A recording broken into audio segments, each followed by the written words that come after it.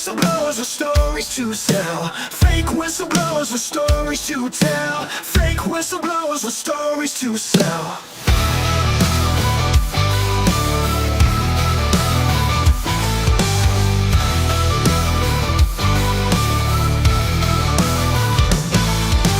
Buy my story, forgetting my deceit.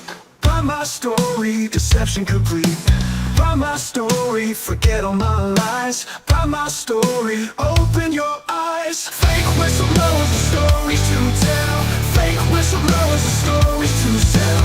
Fake whistleblowers with stories to tell. Fake whistleblowers with stories to sell.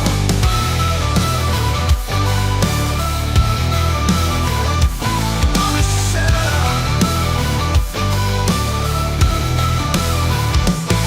Buy my story,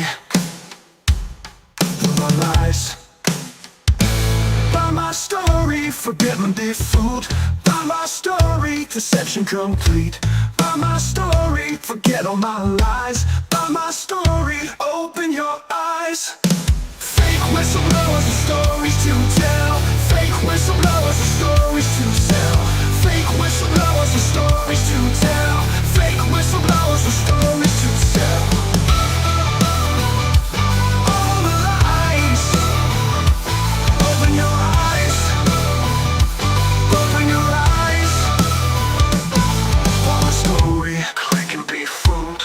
Buy my story, click and be schooled. Buy my story, don't you ever doubt. Buy my story, now there's no way out. Fake whistleblowers with stories to tell. Fake whistleblowers with stories to sell. Fake whistleblowers with stories to tell. Fake whistleblowers with stories to sell. Buy my lies. Open your eyes. Open your eyes. Buy my story.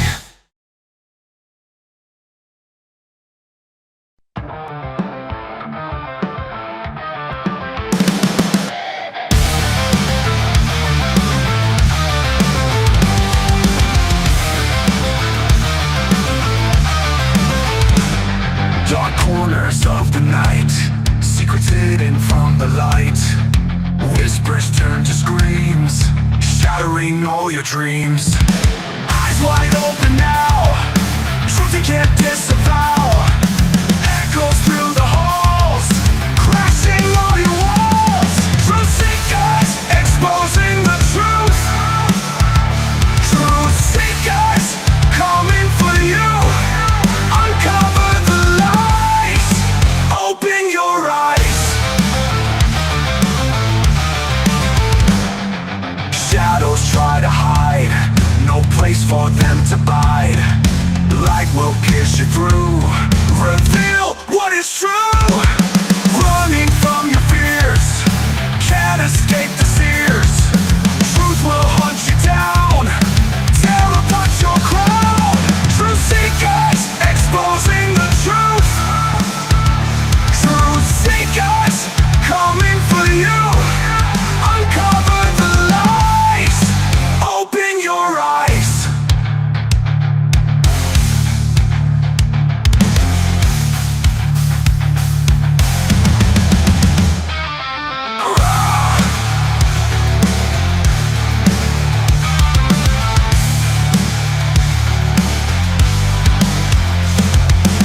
Eyes wide open now, truth you can't disavow. Echoes through the halls, crashing all your walls. Truth seekers, exposing the truth. Truth seekers, coming for you. Uncover the lies, open your eyes.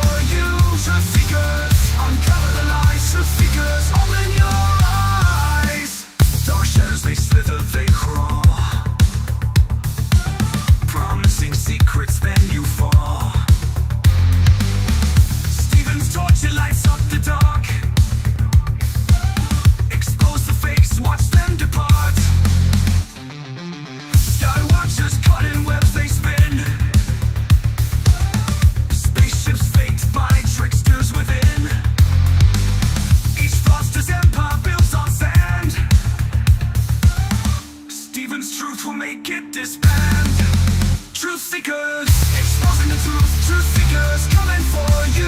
Truth seekers, uncover the lies. Truth seekers, open your eyes. Truth seekers, exposing the truth. Truth seekers, coming for you. Truth seekers, coming for you. Open your eyes. Truth seekers, exposing the truth. Truth seekers never tire.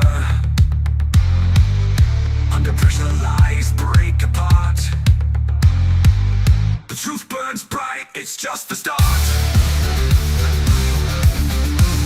Truth seekers, uncover the lies. Truth seekers, open your eyes. Greetings and salutations, friends, and welcome back. So, quite some time ago, bitter, angry little dwarf man, fake Pentagon UFO program director from the land of make-believe, Lue Elizondo, got a lawyer and started threatening some of his critics. You better shut up on the internet. Oh, I wish I had. I usually have this little alien doll. I was going to show it and ask Lue Elizondo where somebody hurt him on the internet. Oh. So, Lue Elizondo, who is a sad, bitter little dwarf of a man, I think he's 4'11" or something. Somebody said, I don't know. There's some funny pictures of him, next to regular sized people. So this guy has this Napoleonic complex, and nobody's allowed to criticize him on the internet. And I saw a meme earlier, which I think is very relevant here, and we'll begin tonight's broadcast sharing that, because this, I think, sums up this Lue Elizondo situation with him threatening to sue critics on the internet. Yeah, I think this is very relevant to tonight's discussion, so I wanted to share it. And this meme is brought to us on UFO Twitter by the Rab, I believe. How do you tell who's telling the truth? The ones trying to silence other people are the ones lying. Yeah, if Lue Elizondo is truly telling the truth about everything, then why does he got to threaten to sue people on the internet who say he's full of it? Yeah, it's just kind of ridiculous, and we've seen these kind of tactics being used by other dirtballs in the UFO community. One prime example being Corey Goode. Corey Goode kept threatening to sue his critics, and you better stop telling everybody that I'm a fraud and I didn't really go on secret space missions. And then eventually the threats weren't enough. So then he actually filed lawsuits claiming some grand criminal conspiracy against him to stop him from working at UFO conventions and stuff. But then he admits under oath that he'd never even been to space, thereby proving that his internet critics who said he was a LARPer and a fraud were actually 100% correct. Isn't that interesting? So we're going to begin our tonight's broadcast in a scholarly, studious way. But before we do, wow, very generous. Mike Larry, the MVP of free gifting everybody Truth Seekers memberships, just gifted 50 Truth Seekers memberships, which is very, very generous. That's like $250 dropped in our hat before the show even started. Thank you, Mike Larry, for your kindness, generosity, and support. And now is a good time to remind you, 50 people just won free Truth Seekers memberships. What do you get with the membership? You get a membership badge, you get the extra goodies in the members only section, and you get my thanks and appreciation and gratitude. Very, very generous. Mike Larry just gifted 50 people Truth Seekers memberships. Just a few of the people that got a free membership: Woke Millennial, Yancey, the Stephen L. got a free membership, Johnny Horrible, Word Salad, Off Topic, Angry Pistachio, Tolkien Study, Cody Tate, Winston. So my point was, make sure you smash that subscribe button, because the way these free gifted memberships work is when somebody very kind and generous like Mike Larry does something crazy, like gift 50 memberships, those memberships get randomly distributed to people in the live chat who are subscribers but not yet YouTube channel members. So we thank Mike Larry. Very, very generous of you. Thank you so much for your continued support, Mike Larry. And we do have a goal for tonight, which is just 30 super chats. The memberships don't count towards the goal. So we've got the goal. It's any denomination of any. You can send me a dollar super chat 30 times, and we'll feel like winners, and we hit our funding goal for this evening. Please note that we are a viewer-supported show, much in the model of PBS. So we're going to start our broadcast on this Lue Elizondo story because I really think that it's very important that we realize that the very same tactics being used by people like Corey Goode or David Wilcock, and of course Lue Elizondo is using the very same tactics. They're trying to silence dissent. And let's be clear, friends, these are cult tactics that cults use to protect leaders and enforce compliance of their cult members. The phenomenon of cults and these cult like tactics has long fascinated sociologists, psychologists, and historians. Central to the survival and operation of most cults is an unwavering loyalty to their leader. I've seen people literally commit crimes in the name of Lue Elizondo. And, these people would threaten, intimidate, and harass his critics, even doxing his critics. Somebody came into my live chat. One of his nutbag followers came into my live chat and threatened my wife by name. This is the level of crazy that we get into with some of these UFO. And let's be clear, Lue Elizondo is a false UFO messiah, like all the rest. He tells his original story. His original story starts falling apart over the years. He never ran any government program that had anything to do with UFOs, except in the land of make-believe. But back to the topic at hand, what a cult does is any dissent or criticism of their leader is often seen not just as a betrayal, but as a direct threat to the group's survival. And tonight we'll be examining some of those tactics used by cults and apparently also Lue Elizondo to suppress criticism, maintain loyalty of the followers in the cult, and indoctrinate members. We'll be giving you some historical examples as well as illustrating those strategies in action. So there is the prohibition of leader criticism. That's central to many, many cults. One of the most defining characteristics of cults, after all, is the elevation of the leader to an almost divine status, making them immune to criticism. Cults often operate under the belief that the leader possesses unique, infallible knowledge or spiritual authority. Consequently, any questioning of the leader is equated with questioning the group's purpose, mission, or even God's will.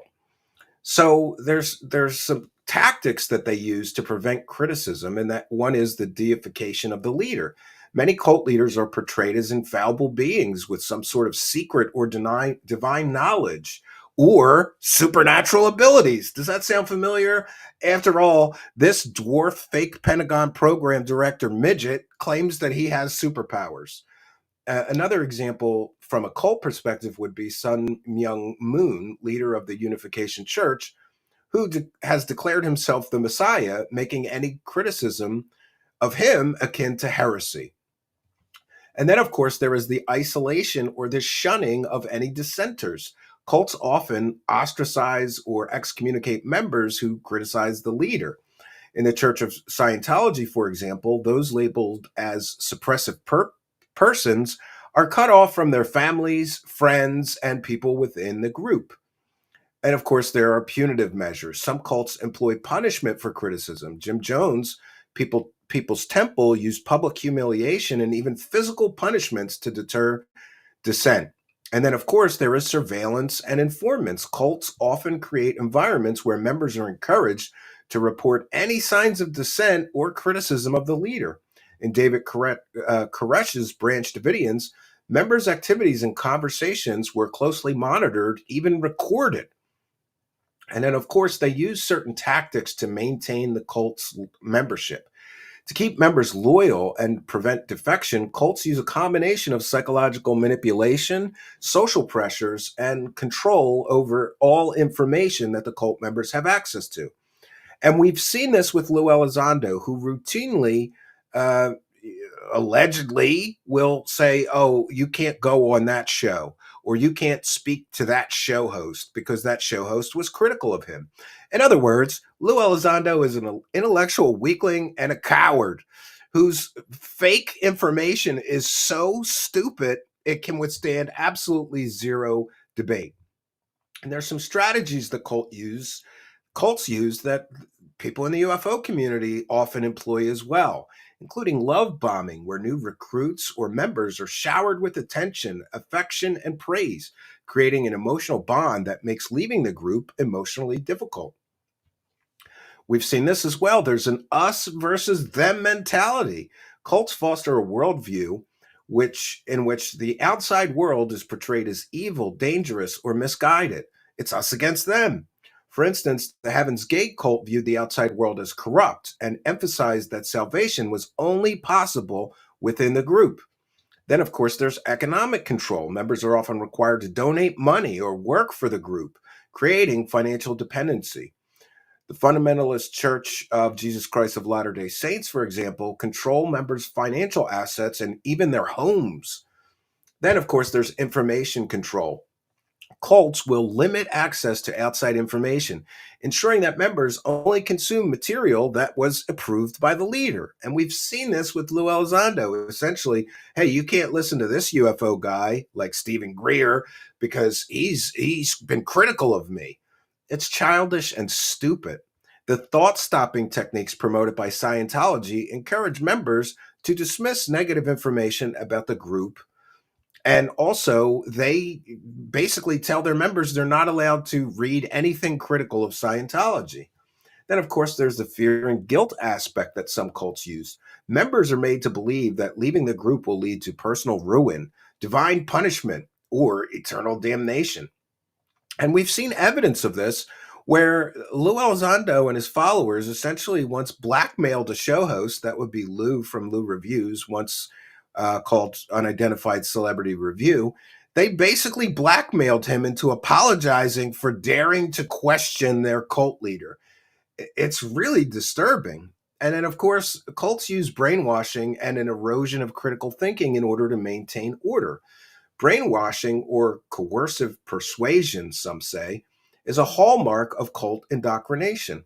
Through repetitive psychological conditioning, cults suppress critical thinking and foster total dependency on the group and its leader. Cults create closed environments where external influences or voices, especially critical voices, are entirely minimized. Members of the Rajneesh movement, for example, lived in an isolated commune with little access to outside information or perspectives. Then, of course, members are taught to be subordinate with their personal experiences and intuition to the teachings of the leader or group. For instance, followers of Charles Manson were encouraged to reinterpret their own morality according to Charles Manson's apocalyptic visions. Public confessions of sins or doubts are often demanded, creating vulnerability and reinforcing loyalty. Then, of course, there's emotional manipulation, and we have seen how Lue Elizondo has emotionally manipulated people and tried to recruit people that he could use in his so-called disclosure movement. Cults also exploit members' fears, hopes, and insecurities to maintain control. David Berg, the leader of the Children of God, later known as the Family International, used members' fear of divine punishment to enforce complete and total loyalty. So, what we see in the UFO community is that these so called UFO celebrities are literally using cult tactics. And like cults, they employ a sophisticated array of psychological and social tactics to suppress criticism, maintain loyalty, and erode critical thinking. These methods are not only devastating to individuals, but also highlight the broader dangers of unchecked authority and groupthink. By studying some historical examples and understanding these tactics, we can better recognize and resist the manipulative practices of cults, cult leaders, and similar authority figures. So, one of the things, somebody is thanking Mike Larry. Absolutely. Thanks to Mike Larry, and also thanks to Steve for the stream. You deserve the support. Keep on keeping on, and praise the cash. Absolutely. Well, we got a big praise the cash with Mike Larry right at the start of the show. And just so everybody is aware, I read and thank every single bit of support, whether it's a super chat. Let's catch up with those. Detective. Threatening family members over fake alien nonsense is actually ridiculous. Hoping you and your family stay safe from these wackos, Stephen. Well, thank you for your kindness, generosity, and support, Detective. That's one for the goal. And then we've got Matthew A. Reddit is turning on Elizondo. So good, but unreal. Yeah, that's pretty interesting to see. And thank you for your kindness, Matthew. And we've got Fat Chick Thriller. We are all Steve from Canada, says Fat Chick Thriller. Well, I guess you're getting arrested too. And by the way, UFO Shane is here. Earlier, UFO Shane ran a Twitter space. And what was the title, Shane? Something like Todd McGurtree, who is Lue Elizondo's lawyer that is threatening people, can suck our nuts. Yes, get down on that, Todd. You don't like free speech, Todd. So I'm going to tell you, a lot of people are telling you to go, suck their stuff. Absolutely. And that's how you respond to a bully that's trying to use legal warfare to intimidate people into silence. You tell him to go fuck himself. And that's what I'll do if I ever receive one of those letters. I will wipe my ass with it live on stream. That's how I have responded to legal threat letters. Anytime somebody wants to send me a legal threat letter trying to intimidate me, trying to stomp all over my rights to free speech and freedom of expression, I will wipe my ass with it live on stream. Just putting that out there. So, Todd, I don't know. My wife keeps us pretty well stocked up on all household goods, but maybe I could use some extra toilet paper. So, and interestingly, they choose their targets. And so, for those unaware, what we're talking about is Lue Elizondo actually hired a lawyer to send what I call an angry lawyer letter. It's a demand letter. Like, we demand that you do these things or we're going to sue you. And the letter itself is ridiculous. We're going to share that with you this evening. Jason Johnson with a kind and generous $4.99, no message, but that's another one towards the goal. Thank you for your kindness, generosity, and support. And we've got 4 towards the goal, so we need to get 26 more. Yesterday, we did not hit our goal. We hit our financial goal, but not the number goal, right? But we thank all of you for your kindness, generosity, and support. So, yes, Fat Chick Thriller says, I demand you suffer, bitch. Yes, I demand you suffer. Yeah, and kudos to people like Shane and me and other people who are like, yeah, this isn't going to work on me. Go try to threaten somebody stupid, right? And it's, by the way, it's not working on the person they try to threaten, a person named Arthur Preston. And we are going to be showing you some stuff from Arthur Preston, which is really, this is kind of disturbing. This stuff. You know what? I'm going to have to take this letter and 1 second. I'll just put letter. I have a hard time, friends, with these with some small print. Sometimes I'm literally half blind, so please bear with me. All right, I've got the letter to share on screen, and then I've got a way to read it better. So we'll begin tonight's broadcast with this ridiculous letter that was sent by Lue Elizondo's lawyer in order to threaten and intimidate this person, Arthur Preston, into silence, because Arthur Preston was very critical of Lue Elizondo. And hey, we can't have a critic on Twitter. And by the way, just to show you how petty and ridiculous this is, Arthur Preston has less than 2,000 Twitter followers. So there reaches a level where this is just kind of ridiculous. This kind of threats and intimidation. It's kind of ridiculous. So this is from Lue Elizondo's lawyer, Todd McCurt.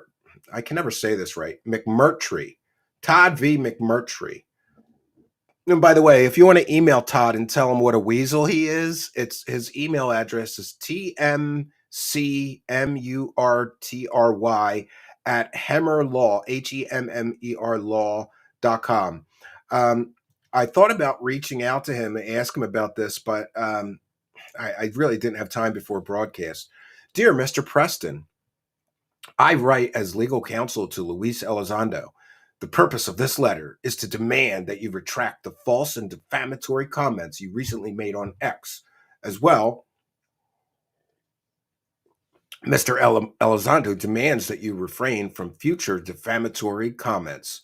Failure to abide by these requests may result in a civil lawsuit against you for defamation.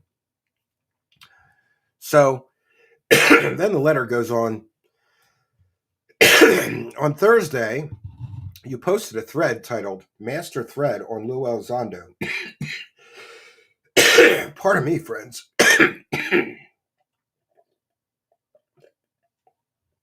Post all your evidence of his deception and or connection to Rhino DNC operatives. Ostensibly, the goal of your thread is to disqualify Mr. Elizondo from government service by suggesting that he is opposed to President Trump and a friend of the Democratic Party. And interestingly, Arthur Preston found some posts we're also going to share. There's no way that Donald Trump is giving clown Lue Elizondo a job after you see these posts that he made, essentially very, very critical of Donald Trump. Now he's licking Donald Trump Jr.'s asshole. Lue Elizondo is licking Lue Elizondo is licking Donald Trump's son's asshole, begging him for a job in the government, right? How's that?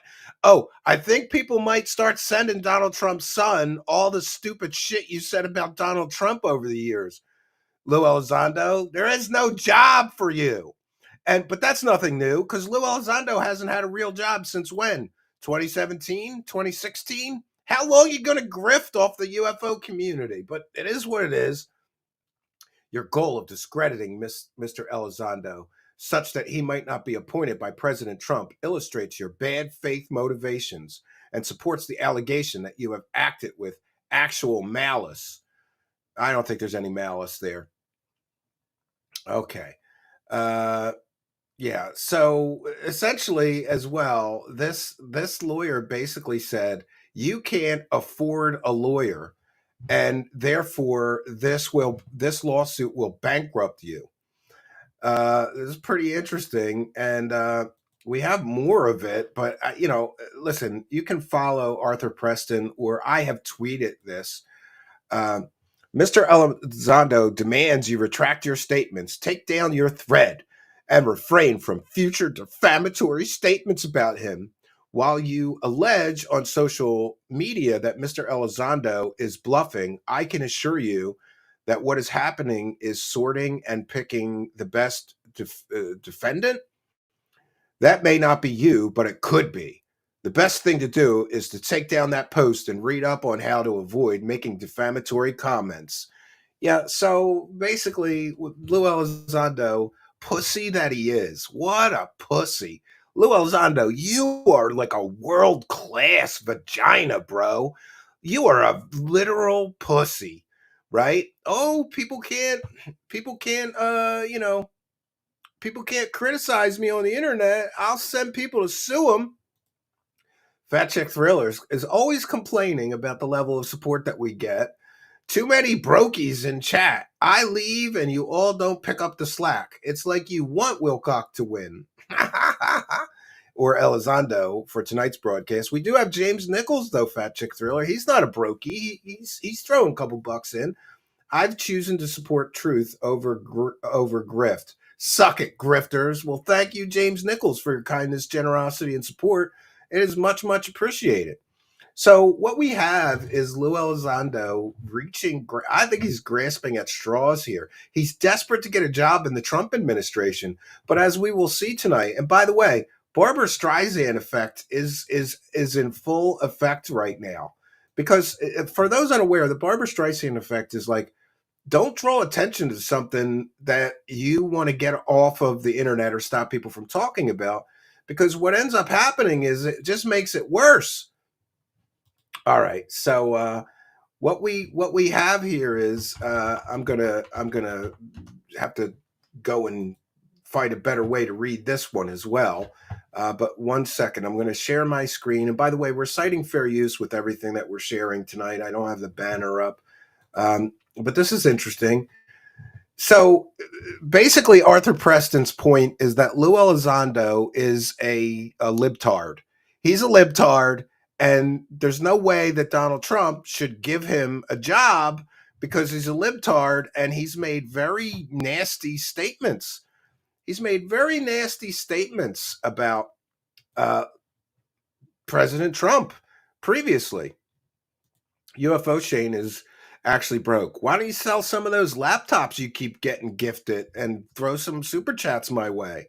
Right? You got a pawn shop near you. I don't want to hear any excuses. Fat Chick Thriller says, "Dear Mr. Tiny Lou, go F yourself. Signed the Truth Seekers legal team." Yes. Yes. Thank you, Fat Chick Thriller, for your kindness, generosity, and support. So this is just some of the stuff that people found when Arthur Preston started that thread. The Trump reality check. This was October 20th at 2:31 a.m. You know, because that's when all people write important posts at 2:30 in the morning.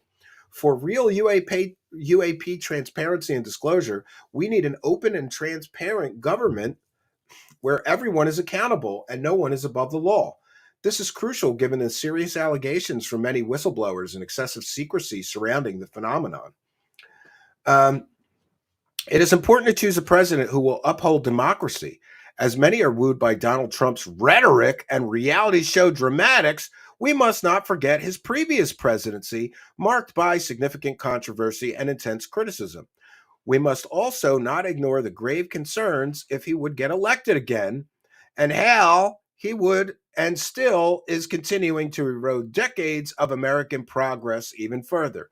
He cites Trump 2025, the aftermath, Donald Trump's plan, what Trump 2.0 could mean for the environment. So, in other words, Lue Elizondo is a huge critic of Donald Trump, but now he's licking Donald Trump's son's asshole, begging for a job as the UAP czar. I don't think it's going to happen. Hey, Don Jr., did somebody at Don Jr. and send him this stuff? Because this stuff kind of proves there's no way on God's green earth that Donald Trump should give Lue Elizondo a job. Here is another post from Donald Trump's, or excuse me, this is from Facebook posts that people were able to find of Lue Elizondo. For those of you in the UFO community who believe Trump would champion disclosure or hold defense contractors accountable for decades of secrecy and illegal activities related to the phenomenon, you are simply deluding yourself. His record shows no concern for transparency or accountability, only for protecting his own interests. And then he says, up at the top here, he says, Donald Trump's track record is riddled with scandals and legal troubles that speak to his shady character. In 2023, a jury found him liable for sexual abuse and defamation in a case brought by writer E. Jean Carroll. He was also at the helm of Trump University, a for-profit venture that defrauded students, ultimately leading to a $25 million settlement. And people were scammed. So essentially, this is what's funny. The letter is like, hey, you're trying to gather evidence that Lue Elizondo is a big critic of Donald Trump and therefore screw up his chances of getting a job from the president, Donald Trump. You're trying to screw up his chances of getting a job, saying he's anti-Trump. And meanwhile, Lue Elizondo's own posts confirm that he is very anti-Trump. And by the way, I have not confirmed these posts. So the allegations that these are Lue Elizondo's posts are from the person that was threatened with a lawsuit, this Arthur Preston. RP with a kind and generous $5. One for the goal. Let's go. Very generous of you. Ever swallow a B vitamin and then be belching up weirdness for like an hour? Yeah, I had, that was D vitamins. I had a vitamin D deficiency, probably because I don't go outside very much. And yeah, I remember they would make me belch and it would taste weird. But that was vitamin D, not vitamin B. I don't know. Maybe it's the same kind of stuff. But thank you for your kindness, generosity, and support. We've got another one. Lou is very familiar with Area 5'1". Yes, he's a dwarf. He's a dwarf man. He's a dwarf man. And he's bald, too. He's a bald dwarf man with a big bald spot on the back of his head. He's doing the sweep over. Thank you for your kindness. Fat Chick Thriller, $2.99. Another one for the goal. And where are we at? We're at 9 of 30. I feel good about tonight. I think we're going to hit the goal tonight. And we've got a big fat 250 from Mike Larry. Praise the cash. Praise the cash. Thank God Almighty. Praise the cash. So thank you, Fat Chick Thriller. MVP, you and Mike Larry are the MVPs of support. CSK says he's bald. Yeah, he's bald and he's 4'11". So, I guess he's got that Napoleon complex that some people talk about. Oh, check this out. ML with kind of generous $20 says, "What's up, homies? Thanks, Stephen." Well, thank you, ML, for your kindness, generosity, and support. That's definitely one for the goal. And then we've got Double Tap Ranger Outdoors with kind generous $2.79. No message. Big support from both Double Tap Ranger and from ML. Thank you for your kindness, generosity, and support. Praise the cash. Praise the cash. Thank God Almighty. And we only need 21 more, 20, I don't know how many more. We're at 12 of 30, right? We need 18 more. And then we hit our goal. Thank you for your kindness, generosity, and support, all of you.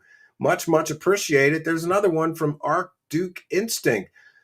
It says, "God bless the goal." Yeah, let's go. Very kind of you. Very kind of you. Thank you, Archduke Instinct. So this stuff to me is just so funny, right? And here we have more. It's important to stress, and this is from Lue Elizondo, who's licking Donald Trump's son's asshole, begging for a government job. I don't know. Somebody's got to get this stuff to Donald Trump's son, right? And hey, Donald Trump's son, is it Don Jr. that had him on his show? Did you realize when you had him on his show and he was licking your asshole that he used to talk all kinds of shit about your father? Here we go. It's important to stress that although both Trump's attacks on the media and the UFO community's criticism of media suppression of the UFO phenomenon may share some similarities in terms of challenging the narrative presented by the media, it is crucial to recognize that the motivations and context driving these two separate critiques are very different. Trump's attacks on the media were driven by his desire to control the narrative and suppress criticism of his presidency. Kind of like a dwarf little midget man that's bald and ran a fake Pentagon UFO program in the land of make-believe is trying to suppress criticism. Here's Lue Elizondo complaining that Trump is trying to suppress criticism of his presidency.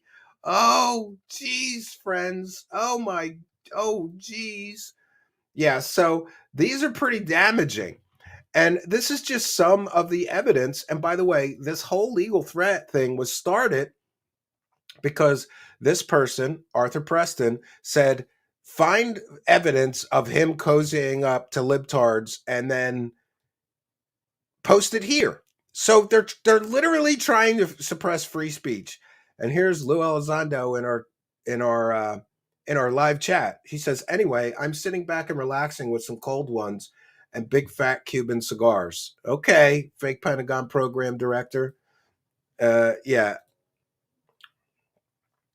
And Lue Elizondo says, "I still have copies of my best-selling #1 book. If you would like it to be signed." Nobody wants that. I'd wipe my ass with that as well. YouTube is so cuck sometimes. I'm trying to send a super chat, but it won't let me. Well, try harder, bish. Try harder. I need the money more than you, Fat Chick Thriller. Talk about a brokey. I'm a brokey. Lou, Wilcock, Hal, Greer, and Corey Good are like the Justice League of bullshitters, says One True Saxon. I can't say that I disagree. So really what we have here is that Lue Elizondo is a scared crybaby little bitch who is trying to suppress free speech because it doesn't go along with his agenda, right?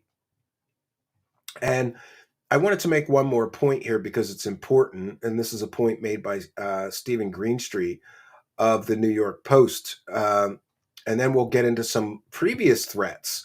Oh, let's do this one first. This one's great. This one is just great. This is his lawyer trying to threaten and intimidate this person, Arthur Preston, into silence. And, look, when you have to threaten somebody because they're saying things you don't like, then you're a piece of shit. You're an intellectual weakling. You're a coward. You are pathetic.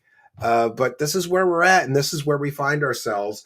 The little dwarf bald man who ran the Pentagon UFO program in the land of make-believe doesn't like the critics. So his lawyer, Todd McMurtry, says, another attention-seeking troll. I always ask them if losing their house is worth it. I guess for art, it would be his scooter. Apparently, I don't know if he has a house, but they did some research. Arthur Preston says, why you on retainer with Elizondo? Is your client working on a lawsuit against me? This is Arthur Preston, who was threatened with this letter, asking. And Todd says, I just find it funny how people search for clicks by defaming someone. This is not going to do anything for you. You will never be famous, and this thread will be forgotten by your 1,000 followers in 90 minutes. All that work, and only I saw it. We are the last people you want to see it. You are not insured. You are not a journalist. You don't have a traditional 1A protections a journalist has. You are exposed. You are a mushroom farmer. Were I you, I would delete the post. So this lawyer is actively trying to threaten and intimidate somebody into taking posts down. Why? Because Lue Elizondo is a pussy and an intellectual weakling and a coward. I am reporting you to X for sharing personal information on me, which I never posted on this platform, you weird creep, says Arthur. Todd says, it's on LinkedIn. Arthur says, you dummy. It doesn't matter if it's on a different platform. Regardless, you are a weird creep, and you can go F yourself. I dare you to try to take my scooter. Your client would look like a petty asshole, and the UFO community would turn against him even more. Todd says, angry much? My point is, you are no influencer. You have bitten off more than you can chew. I was trying to do you a favor, but your conduct is likely not covered by insurance. You can't afford a defense. And also, please note you defamed me on your thread. You accused me of illegal conduct. Who is the dummy? Spoken like a true lawyer.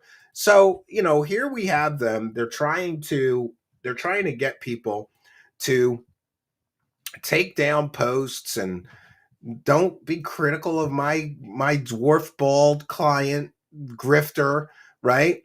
And by the way, this is my opinion. So, Mr. McMurtry, in my opinion, Lue Elizondo is a grifter. And he's been a grifter since he entered the UFO community. And we know that because all we have to do is look at the example of To the Stars Academy, where Lue Elizondo and his friends collected millions of dollars and made all kinds of promises and didn't keep any of their promises. To me, that is sufficient evidence and proof that one can form an opinion that your client is a scumbag and an e-beggar and a grifter. What happened to those millions of dollars with To the Stars Academy? Right? You're allowed. This is the United States still. You're allowed to express your opinion. And in my opinion, Lue Elizondo is a liar, a grifter, an e-begging scumbag who just got caught taking money to show people UFO stuff, and then he showed them completely fake UFO photos and made up fake stories about those UFO photos that we know couldn't be real stories. Remember the chandelier? He said he talked to the pilots that saw it. No pilot saw it because it wasn't really in the sky. Your client is a grifty scumbag grifter. People like you cannot afford attorneys. So Stephen Greenstreet points out that in the threat letter, the lawyer says people like you cannot afford attorneys. This means litigation would be financially devastating to you. And Stephen Greenstreet says, lawyer for popular UFO activist Lue Elizondo sends aggressive legal letter to an ex-user who has criticized Elizondo's UFO claims, demanding they delete their posts. And Arthur Preston says, when he posted this letter, Todd McMurtry is sending me harassing letters demanding I remove my posts critical of his client Lue Elizondo. And then he added Donald Trump, Nancy Mace. Did he get the Sun? Matt Gaetz, Marco Rubio, Tim Burchett, Rep Luna. Oh, there's more. Tulsi Gabbard, John Ratcliffe, and Donald Trump Jr. Hey, Lue Elizondo, you dumb son of a bitch. Lue Elizondo is the dumbest son of a bitch ever. he might have gotten a job. He's been cozying up to Donald Trump Jr., licking his butthole, begging for a job from his daddy for how long now? And he might have inched in there. He might have gotten that job. But because he was dumb enough to threaten one of his critic is adding Donald Trump Jr. Donald Trump Jr. is going to see all of the evidence that Lue Elizondo is a libtard loser who's been criticizing his father for years. Oh, it's beautiful. Talk about karma, instant karma, you dumb son of a bitch. Oh, Lue Elizondo is an idiot. He's so stupid. He's so stupid. It's beautiful. All right, boy. So this is the Streisand effect. If he just let his critics talk, nobody would have added Donald Trump Jr. and showed him a mountain of evidence that Lue Elizondo is a libtard loser that has been critical of Donald Trump for years. Railroad Bum with a kind and generous $2. One for the goal says, you are messing up Lou Billy Goat's grift, Steven. Yes, I am. And Fat Chick Thriller with another one. $7.99 says, Steve, the radar is picking up missiles coming right for you. Shut it down. Yes, for those unaware, David Wilcock is telling everybody I'm getting arrested. The feds are going to come and arrest me. The local police are going to come and arrest me. I'm going to do 20 years in prison. And what was my sin? Accurately reporting that Donald Trump's shady company may be selling ammunition and bombs and missiles and rockets without a license. But thank you, Fat Chick Thriller. You put a smile on my face. I appreciate you. Thanks for appreciating us. Master Blaster is here with 250 and one for the goal, saying halfway. Yeah, we're halfway. I didn't check in for a little while. Let's check in. Yeah, we've got 15 to 30. And this is good because I've got two stories to bring you tonight. This is the first one. But let's get back to, listen, this is not the first time that Lue Elizondo's stupid lawyer, by the way, I just in full disclosure, pardon the pun, I talked to that guy one time on the phone to verify that he was actually representing Lue Elizondo before when there was these legal threats. And we did a show called Lue Elizondo Lawyers Up and Threatens John from the Black Vault. And listen, for those that don't know him, John from the Black Vault is like the Walter Cronkite of UFOs. He's so like media professional and he's so fair with everybody. So for somebody to threaten him, it's kind of ridiculous. But we're going to share that because it's funny. And this was previous. And by the way, he did not sue John from the Black Vault. He just threatened to sue him. So, yeah. First actual disclosure in the alien sector for a long time, says Fat Chick Thriller. Mr. Rowe putting us past the halfway mark with a kind and generous £2 says, get him, Steve. Yes, we are. Garagi is saying Preston should at the Kentucky Bar Association. Yeah, somebody sent me a law that it's illegal to legally threaten people or something like that. There's some kind of Kentucky law that basically says you can't use lawfare to threaten people into silence or intimidate them. And I believe they may be in violation of that, but I'm not a lawyer, right? Vidal asks, do you like John from the Black Vault? Yes, even though he will never, I asked him to be a guest here like 87 times. And by the way, I've been following him since early World Wide Web. I probably have been following him since the first year he put his website up. He was one of those early adopters to having a website, probably many, many years ago. So I'm going to share my screen, but let's put our fair use banner up. This is a transformative work. We're educating the public, and we are critiquing the video that we are sharing. And this came from Red Panda. Red Panda's always got the clips, man. Makes my job easy. Elizondo's lawyers' legal threats to the Black Vault. Todd McMurtry says, surely hope you don't defame Lue Elizondo. It is well documented that he was the director of ATIP. Well, now he doesn't say that, Todd. Now he doesn't say he was the director of ATIP because he's been caught lying by too many people about that. And any participation in a plan to cast doubt on that is a knowing effort to defame and sow information. And by the way, John from the Black Vault was right. Lue Elizondo was not the director of any real or funded program. He just had a hobby. Okay, you're the director of your own hobby program that has nothing to do with the Pentagon, and you work in an entirely unrelated area to UFOs. John says, I can't quite figure out if this is a legal threat. Do you represent Mr. Elizondo? If so, can you tell me how questioning claims made by a former government taxpayer paid employee when evidence verification exists that claims made may not be 100% true is defaming? And then Lue Elizondo, it's nice working with professionals. Thank you, Todd. This is something. So, and by the way, people were right to question Elizondo's bullshit. And they were right to question Elizondo because he was never actually the director of I'm sorry, I didn't even know I wasn't sharing that. I apologize. So that was like the text exchange on Twitter. And now we've got a video about this.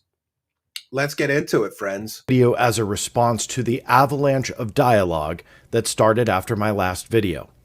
That dialogue was in part good, but also in part bad. See what I mean about him being like the Walter Cronkite? He's so serious and professional. I could learn a lot, right? I could learn a lot from John from the Black Vault because he's so professional in the way that he does his show. And he never curses or calls anybody cocksuckers or, you know, wackadoos or lunatics. He's very like level and he's very fair.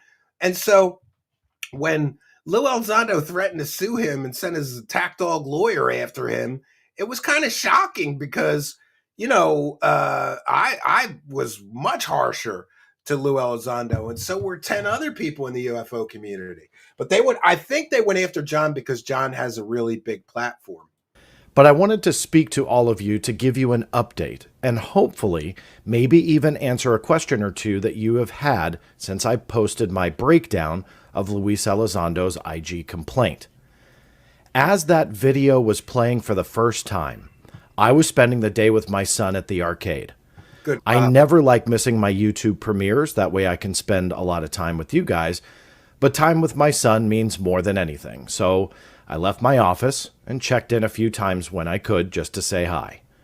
But while at the arcade, I got a text message on my cell phone from a friend.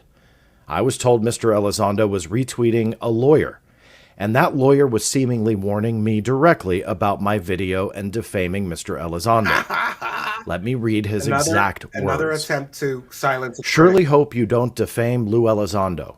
It is well documented that he was the director of ATIP, and any participation in a plan to cast doubt on that #truth is a knowing effort to defame and sow disinformation. It's legally actionable. In other words, I could see Mr. Elizondo retweeted that not once, but twice. Mr. Elizondo stated first, "It's nice working with professionals. Thank you, Todd." And then a second tweet 14 minutes later. "I was the director of ATIP. It has been well documented, and I have been the subject of a campaign of defamatory disinformation by multiple parties." Yeah. And meanwhile, he can't get his story straight. In some tellings of his story, he was the director of ATIP. Lately, he says he was an important team member of ATIP. There was no real government program. It was a hobby. It wasn't funded. It wasn't an official program.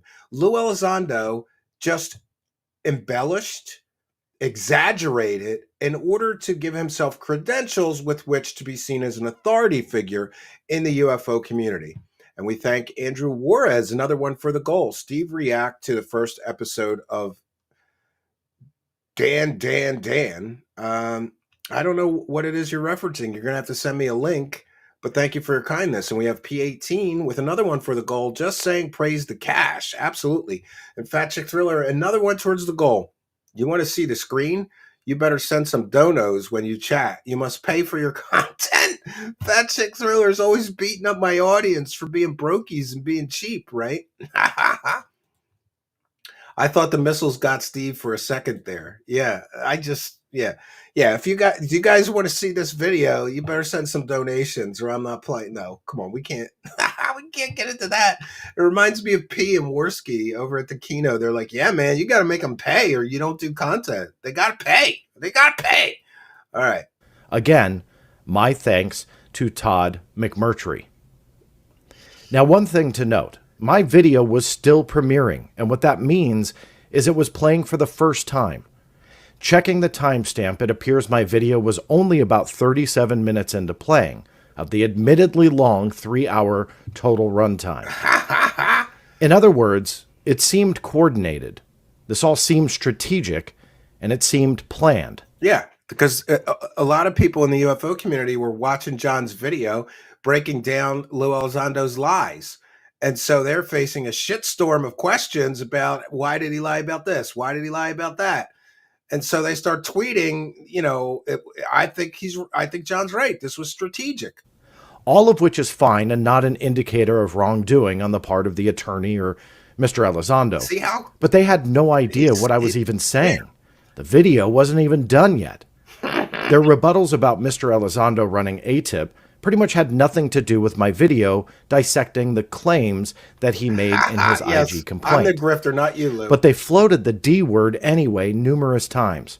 Worked in the word disinformation thanks as for well. becoming a subscriber, And then Mr. Elizondo Alfie retweeted Lacy. it to his 93,000 plus followers twice, which resulted in quite the firestorm. Now, let me say I can take the Lou heat and wants to be the insults from CEO that of a crowd LARPing thrown league. at me in tweet form. I've done it for a long time, so there's no problem there. But that wasn't the part that bothered me about this entire situation. In my view, I did not defame anyone. And to float those words is not only telling, but incredibly damaging to the entire investigative process for someone like me and for people like all of us. We are all on an individual journey, our own, each of us, to discover the truth, whatever that may be. My path took me to vet the claims of a former taxpayer-paid government employee who made claims about a taxpayer-funded program or effort. Yeah, exactly. So the guy's a public figure. He was a government employee who was paid by the taxpayers. People are allowed to investigate the claims that he make. If he's making claims, he's a public figure. People are allowed to investigate those claims. And I don't care what lawyer he hires. You can't stop people from investigating your public statements. Lue Elizondo is the one that lied to the New York Times, in my opinion, claiming that he ran a $22 million funded program. That was completely and totally false. He never did. So, Lue Elizondo's UFO grift should have ended as soon as people realized that he never really ran a government program. But it didn't, because he says things people like. Fat Chick Thriller with another one for the goal says 2/3 there. Thank you for your kindness, generosity, and support. And Mr. Rowe with another one for the goal says pay up, piggies. Yeah, where's all the pay pigs tonight? Steven's audience loves to praise the cash. Woohoo. Deb from SAC. Good to see you, Deb from SAC. Longtime show supporter. Thank you for your support. Yeah, this whole thing is just ridiculous. Lue Elizondo is a wimp. He is an intellectual weakling and a coward. He won't do a real show. Imagine if he had to sit in a hot seat for me for 90 minutes. I would rip him to shreds and leave him in a puddle of his own piss on the floor. Whatever he wants to now call it. He only does the Kool-Aid drinking cult member shows that worship him and think that he's someone special. He's no one special. He's just another false UFO messiah grifter. In his complaint, he utilized my work and, in my view, altered it to make accusations against other taxpayer-paid employees within the Pentagon and the Department of Defense. Albeit my work was a very small part of his IG complaint, it was still a very big claim to make. And in my personal opinion, the story was altered. If it was not, I think that we should ask for more evidence. Am I not allowed to question John. any of Get that? him. Get the dwarf. Get the midget. Get him, John. Get that midget. What country do I live in if I can't question all those claims, not only made in the complaint? Don't you love how all these disclosure advocates, they want truth and transparency and total disclosure from the government, but you're not allowed to investigate the shit that they say? They won't be truthful or transparent? But others made A little bit of a hypocrisy there. in tweets and podcasts by Mr. Elizondo. What country do I live in where it is wrong to use verifiable evidence, vetting the claims of someone I once paid for through my taxpayer dollars to even have a job? What country do I live in where my efforts to bring as much verifiable evidence to the table, along with properly labeling and expressing my opinion, is legal threat-worthy, veiled or otherwise? Yeah, and that's true. John is very measured and careful. And when something is his opinion, he says it. And like I said, I could learn a lot from John about how to do this the right way. You know, I could say that I think Lue Elizondo is gay and he really likes gay bathhouses, but I can't say that as a statement of fact. That's just my opinion. In my opinion, Lue Elizondo loves gay bathhouses, and that's just my opinion. I'm allowed to have an opinion. Lue Elizondo is a bald dwarf that hangs out at gay clubs and, gay bars and gay shower places and gay bathhouses. That's just my opinion. That's my opinion, and I'm entitled to my opinion, right? And we can also just cite comedic parody. Like we're allowed to say funny things about a bald midget that pretended to run a government program. Like, it's funny that a bald midget pretended to run a UFO program and lied to the New York Times about it being funded. Yes, it's speculation. This is my speculation that Lue Elizondo is a bald midget that hangs out at gay bathhouses. It's just my opinion that he does that. It's my opinion, or I have a very strong journalist shield law. I don't ever have to reveal my sources. What if sources told me that Lue Elizondo is a bald midget that likes to hang out at gay bathhouses? I don't have to reveal what source told me that, but maybe I've based my opinion and my comedic parodies on sources who told me these things that I don't have to reveal ever, even under threat of lawsuit or subpoena, according to Pennsylvania law where I live.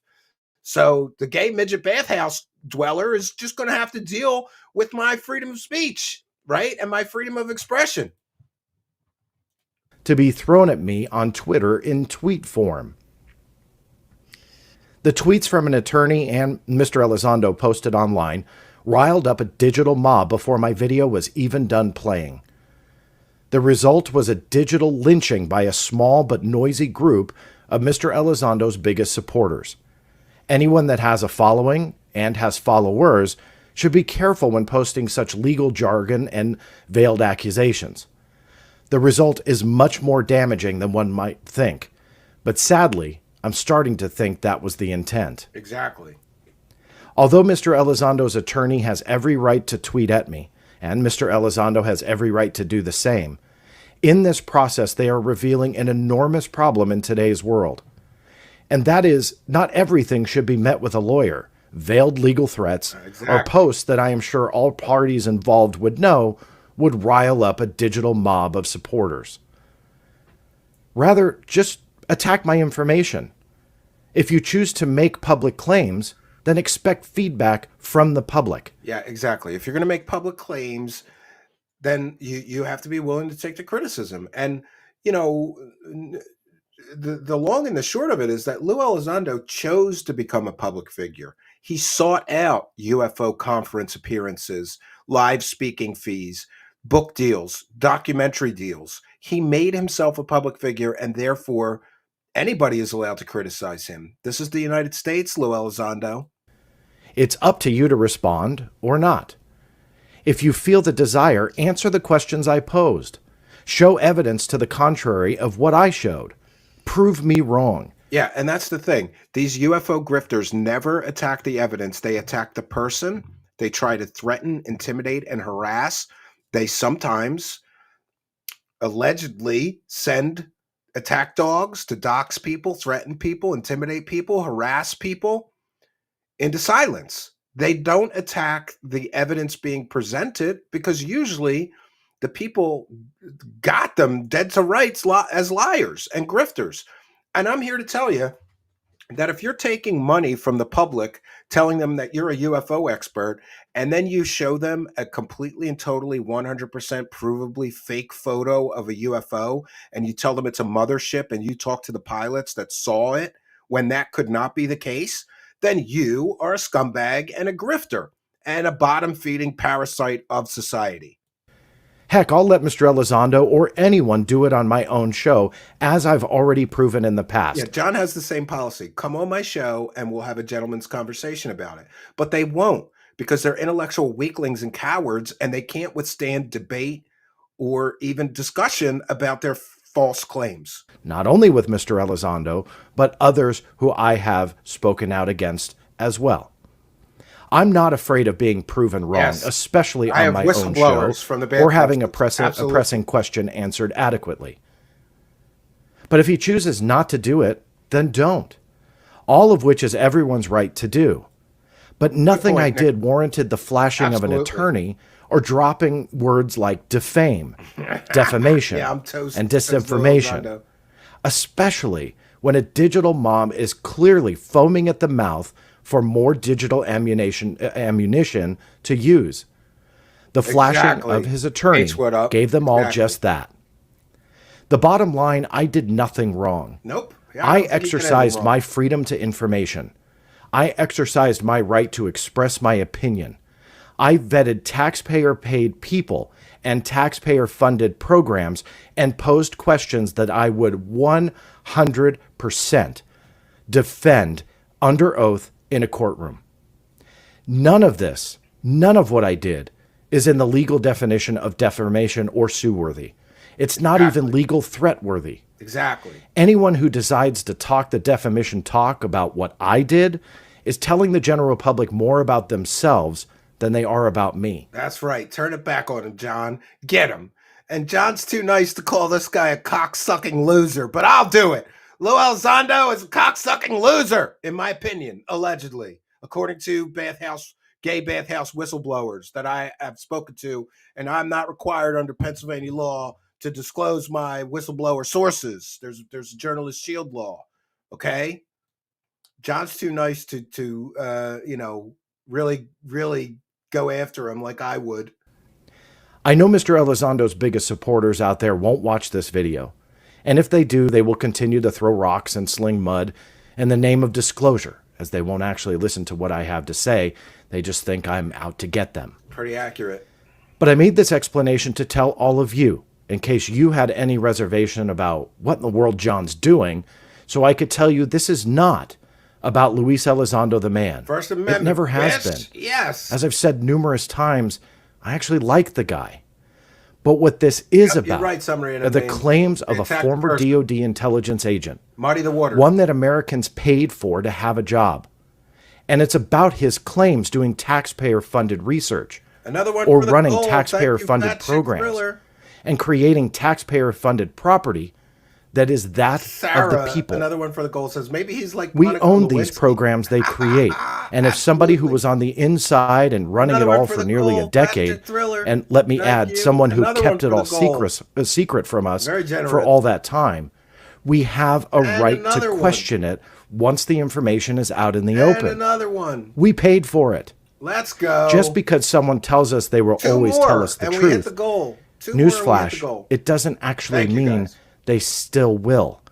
It doesn't mean that we shouldn't challenge them or the stories or the claims. And I The think absolute that's truth another one. will not be harmed by anything anyone throws at it. Lue Elizondo's going to get Not the a question. laugh, he says. Not an opinion. Yes, Fat Chick Thriller with anything. another one. Did we hit The it? absolute truth One will more. survive Hit it all. We'll hit the I goal. will not be intimidated from doing what I have done for 26 years. I have a long history of questioning claims by the government, Thank you, Fat claims Chick from Thriller. politicians, Very kind. claims of FOIA offices, claims of former DOD personnel, and the list goes on. That is what the Black is a Vault is all what? about. What? And despite what some noisy Oh, haters we got on a critic. This is a horrible channel. Shame on you for attacking Lue Elizondo. Oh, well, you're entitled to your opinion, and unlike Lue Elizondo, I believe in free speech. So I support your right to say I have a horrible channel and that I should be ashamed for attacking Lue Elizondo. But I would think that maybe Lue Elizondo should be ashamed that his followers attacked my wife, a woman that knows nothing about all of this, UFOs, paranormal or otherwise. She has nothing to do with any of this. Thank you, Mr. Rock. $2 from Mr. Rock. And then we have Carlos C. hitting the goal with my 10th super chat. Thank you for your kindness, generosity, and support. We've got one from Brandon. Thank you for your kindness. Thank you for generosity. Thank you for your support. Absolutely. Thank you, Brandon. And Sarah, God bless the goal. And I believe that we have hit the goal. There we go. We've got the confetti in the live chat. All right. Thank you, guys. I appreciate it immensely. Praise the cash. Praise the cash. We have hit the goal. Now we're going to set a new goal for $8 million. Maybe we should do that. Twitter say, I will continue to do it. I will continue to show you all a glimpse into my journey, trying to figure this all out with you. And I won't apologize for pushing for answers or asking for more evidence. We should all be doing that, even if we think 150% of what Mr. Elizondo claims is 150% legit. Keep pushing for answers, because I assure you, we don't have them all, especially not about this. Exactly. I've always said, and I'll say it again, I don't claim to... You know, the other thing that really comes to mind is if you're telling the truth about everything, why do you care if anybody investigates the claims that you've made? It's only a liar and a scumbag that knows he's a liar and a grifter and a scumbag that would care that somebody's digging in and investigating the claims that they're making. Always be right. I don't want you to agree with everything I say, because the Black Vault is not an echo chamber, nor do I want it to be. It's a place to see, share, and reflect on ideas, evidence, theories, and data on all sorts of issues. And nothing, and no one, will keep me from running the Black Vault for the next 26 years, and hopefully far beyond. Good for him. To give you all a place where you won't be intimidated to share your ideas, or learn from others, or challenge your own beliefs. But most of all, and I mean this, most of all, I want you all to have a place where you are motivated to ask questions and never be afraid to do so. Yeah, and he seems pretty reasonable here. Like, who would argue with this except for a grifter that doesn't want their grift exposed? No matter how many attorneys they have to tweet at you. It's your right. It's our right. And I hope none of us are met with enough opposition to forget that. Good for John. Good for John. See, John stood up to the fake legal threats and the nonsense. You know, I don't know. Maybe it's just like I'm one of those people who is a free speech absolutist, just to put that on the record. You know, I'm just a free speech absolutist. So for somebody to, Tommy Smith says, I'm in a bathhouse right now. Can you guess who's here? Lose that. Lose. Did you find Lou?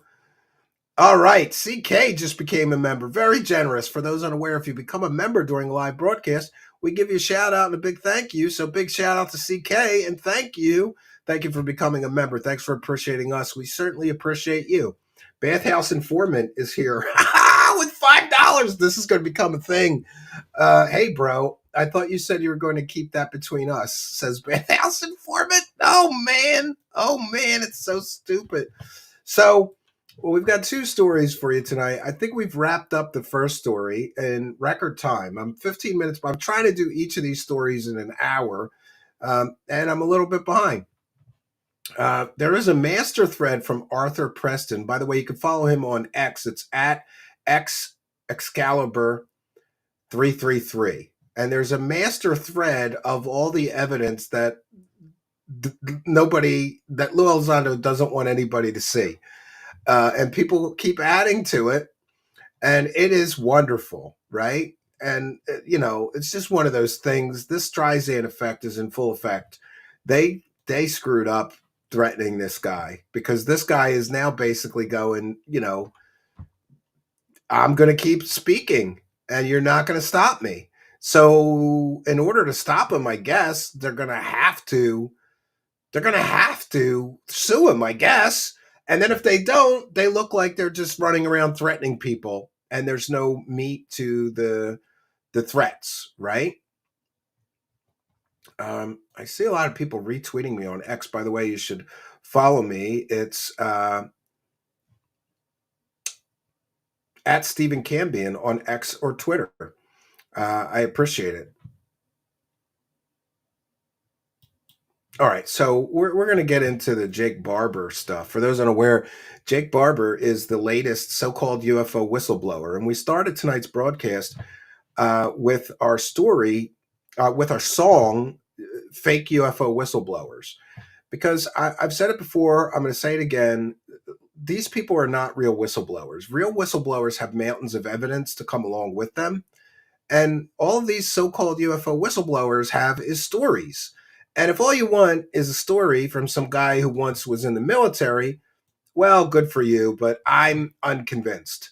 Um, so we're going to go back to scholarly mode here. And we're going to get to the second part of our story, which is on these fake whistleblowers. And the latest fake whistleblower stories are already falling apart. Um, and I'm sure I'm going to get a lot of criticism. You can't prove he didn't recover an alien spaceship. Well, he can't prove he could, right? Tommy Smith says, shame on you for bad mouthing bathhouses. We're here, we're queer, and we believe in UFOs. For shame. Yeah. The fake Lue is coming back as the fake Jake Barber. Yes. You're just butthurt, Lou, says Mr. Ian. Absolutely. And this guy is just Lue Elizondo is just such a pussy. He's just such a pussy and a weasel. He's a bald midget weasel pussy. That's what he is. I'm sorry, not sorry. That's what he is.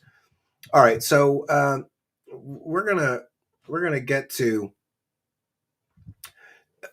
before we begin on this Jake Barber story, I thought that we should give you some historical background because the history of UFO whistleblowers, particularly those who claim to have worked for U.S. government or held top secret security clearances, is rife with sensationalism and a notable absence of actual verifiable evidence coming from these people. These individuals often leverage their supposed credentials to lend credibility to otherwise baseless claims about extraterrestrial phenomenon, including alien bodies, alien visitations, UFO crash retrievals, and secret government programs and conspiracies. Tonight, we'll be examining some of the tactics employed by these individuals, including Jake Barber, as well as some historical context to their claims. One common denominator among these so-called UFO whistleblowers, and I always call them so-called UFO whistleblowers, they're not real whistleblowers. And UFO grifters have absolutely destroyed the meaning of the word whistleblower. But one common denominator among them is their purported association with government agencies, military branches, or defense contractors. These affiliations are often unverified or they are completely exaggerated. In some cases, they're completely false, but they serve to create a veneer of authority. By claiming insider knowledge, whistleblowers, so called UFO whistleblowers, position themselves as credible sources and authority figures, appealing to the public's fascination with government secrecy and conspiracy theories. For example, Bob Lazar, one of the most well-known figures in UFO lore, claimed in 1989 to have worked at a secret site near Area 51 where he allegedly reverse engineered alien spacecraft. Lazar's assertions gained widespread attention despite a lack of any corroborating evidence. His academic credentials were completely fake. His employment history was completely fake. He was never actually a scientist, but his story was sold as, here's a former government scientist who was a senior staff level physicist, and he also worked on alien spaceships. Most of Bob's claims that could be have been debunked or remain unsubstantiated.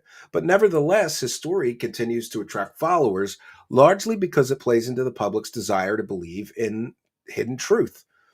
More recently, David Grush, a former U.S. intelligence officer, claimed in 2023 that the government possessed UFO crash debris and even alien bodies or biologics. David Grush also claimed that interdimensional space monsters were murdering humans with absolutely no evidence. David Grush's claims were amplified by his status as a former member of the National Geospatial Intelligence Agency and the United States Air Force, where he served in an intelligence role. However, when pressed for evidence, he provided none, relying instead on secondhand stories he'd heard and vague assurances. Like Lazar, Grush's narrative relies heavily on his alleged access to classified information, which conveniently cannot be disclosed legally due to security restrictions. And then, of course, my favorite, you've heard me say this so many times, there is the trust me bro phenomenon. A defining characteristic of UFO whistleblower claims is their reliance on unverifiable anecdotes or stories. These individuals often assert that they are unable to provide concrete evidence due to the classified nature of their work or risk legal repercussions. This trust me bro approach places the burden of proof on the audience, demanding belief without any evidence whatsoever. Historical examples abound. In the 1950s, Frank Scully, author of Behind the Flying Saucers, reported that military insiders, anonymous sources, had disclosed information about UFOs to him. Scully's sources were later revealed to be con artists. Yet the story set a precedent for future whistleblowers to rely on anonymous or unverifiable so-called insider accounts. Similarly, Richard Doty, a former Air Force Office of Special Investigations agent, claimed in the 1980s that he had direct knowledge of government UFO programs. Doty was later exposed for spreading disinformation, including fabricating documents and stories and feeding false stories to UFO researchers. Despite his admitted role in the deceptions, Doty's claims continue to be cited by some within the UFO community, and he is now working UFO conventions and getting lucrative deals at places like Gaia TV, talking about reptilian aliens that control Earth. UFO whistleblowers often become central figures in the cult of personality, where their followers view them as heroic truth tellers fighting against these government cover ups. But the lack of evidence becomes a feature rather than a flaw, reinforcing that the idea that whistleblowers are silenced by some powerful, shadowy forces like the Men in Black. The media plays a crucial role in amplifying these narratives. Sensationalized documentaries, podcasts, YouTube videos, and television appearances, as well as live appearance, provide a platform for so-called whistleblowers to disseminate their stories without any actual critical scrutiny.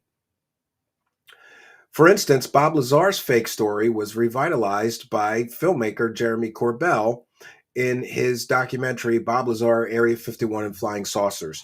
Corbell's uncritical approach glossed over the inconsistencies in Lazar's story, further embedding it in popular culture. Jeremy Corbell only told his viewers half the story, and we've done our best to try to tell people the other half of the story. In fact, I'm working on a documentary of my own called Bob Lazar, the Rest of the Story. And in that documentary, I'm going to present all the evidence that the people profiting from and promoting the Bob Lazar story would not give you. Now, when it comes to these fake UFO whistleblowers, and I sometimes call them UFO messiahs because people look to them to provide them with the information they so desperately want to be true, there are some recurring themes that revolve around aliens, crashes, and cover-ups. UFO whistleblower claims often revolve around a few recurring themes. Number one, alien bodies and crash retrievals. The idea that the government has recovered alien bodies and spacecraft dates back to the Roswell incident of 1947, but that was really popularized in the 1980s when the story was rediscovered. So-called whistleblowers frequently recycle this narrative, adding new details to maintain public interest. However, absolutely zero physical evidence of alien technology or alien biology has ever been produced. Number two, secret government programs. Claims of shadowy programs conducting UFO research are another staple. These programs are invariably described as highly classified, conveniently preventing the release of any verifiable evidence of the whistleblower's claims. Then, of course, there is a repeating revolving narrative of suppression and threats. Many of these so-called whistleblowers assert that they face threats, harassment, or other forms of suppression to prevent them from speaking out or providing verifiable evidence.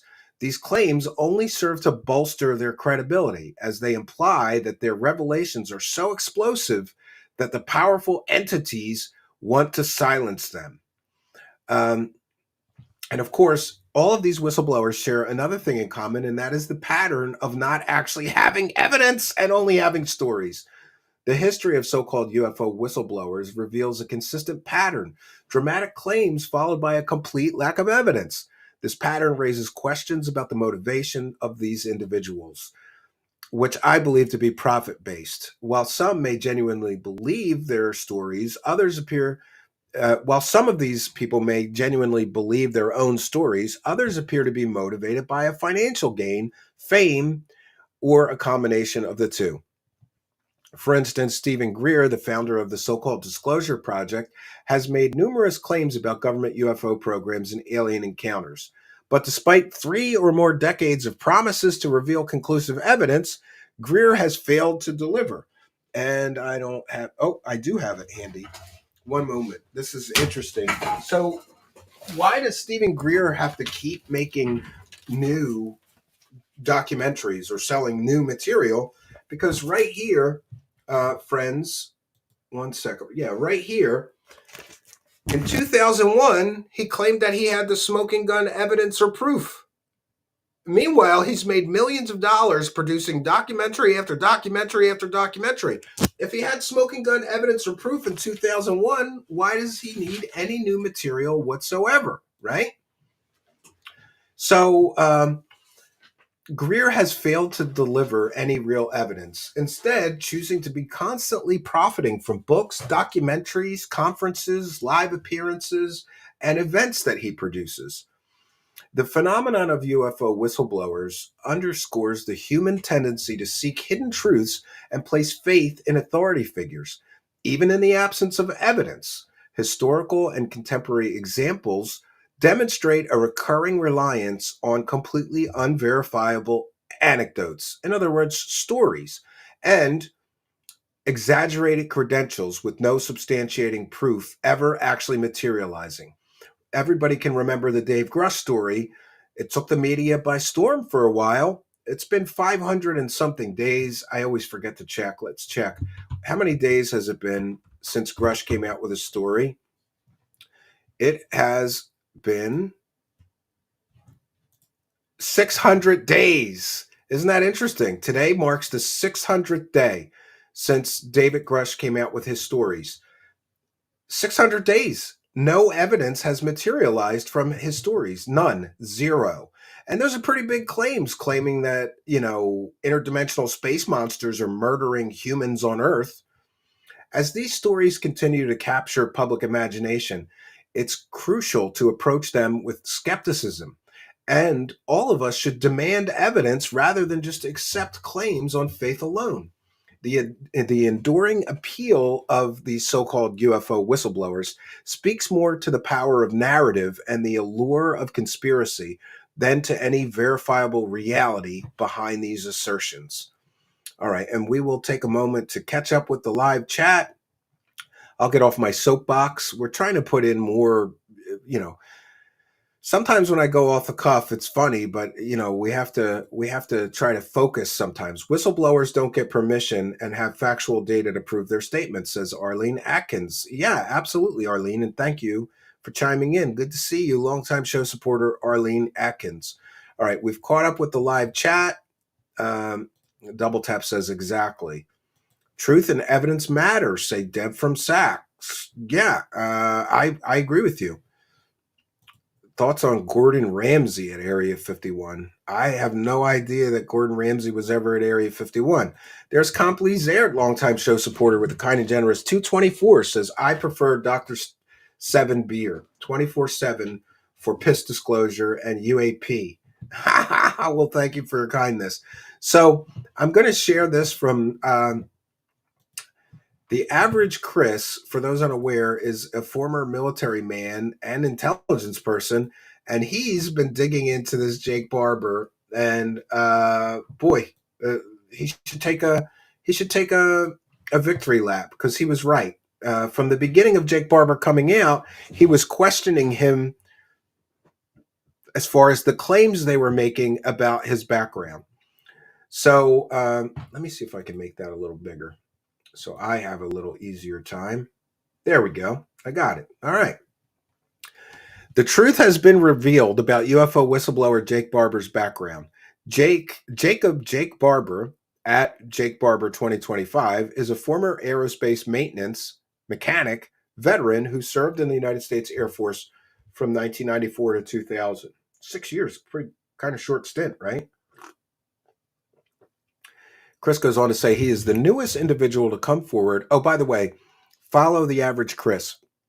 He's one of those people and researchers that actually does a good job. A lot of people say, well, who do you believe in all of this? I believe everything that ever. He's always right. He's very methodical. And you can follow him on X at aerotech_space. All right. So he is the newest individual to come forward as a UFO whistleblower. And Chris is like me. He puts whistleblower in quotes because he's not a whistleblower, claiming to be part of a clandestine UAP crash retrieval team. In the initial News Nation interview with Ross Coulthart and Jake, the segment was deceptively edited to make Jake seem like a Tier 1 operator. In other words, special forces, right? Stated by people like M. Von Ren and Lue Elizondo and others, and a former combat controller. News Nation deceptively edits a portion of the segment showing Barber's paperwork to verify his service in the United States Air Force and courses associated with a combat controller program and schooling to seemingly deceive the public into thinking he's a special forces operator. But that is not the case.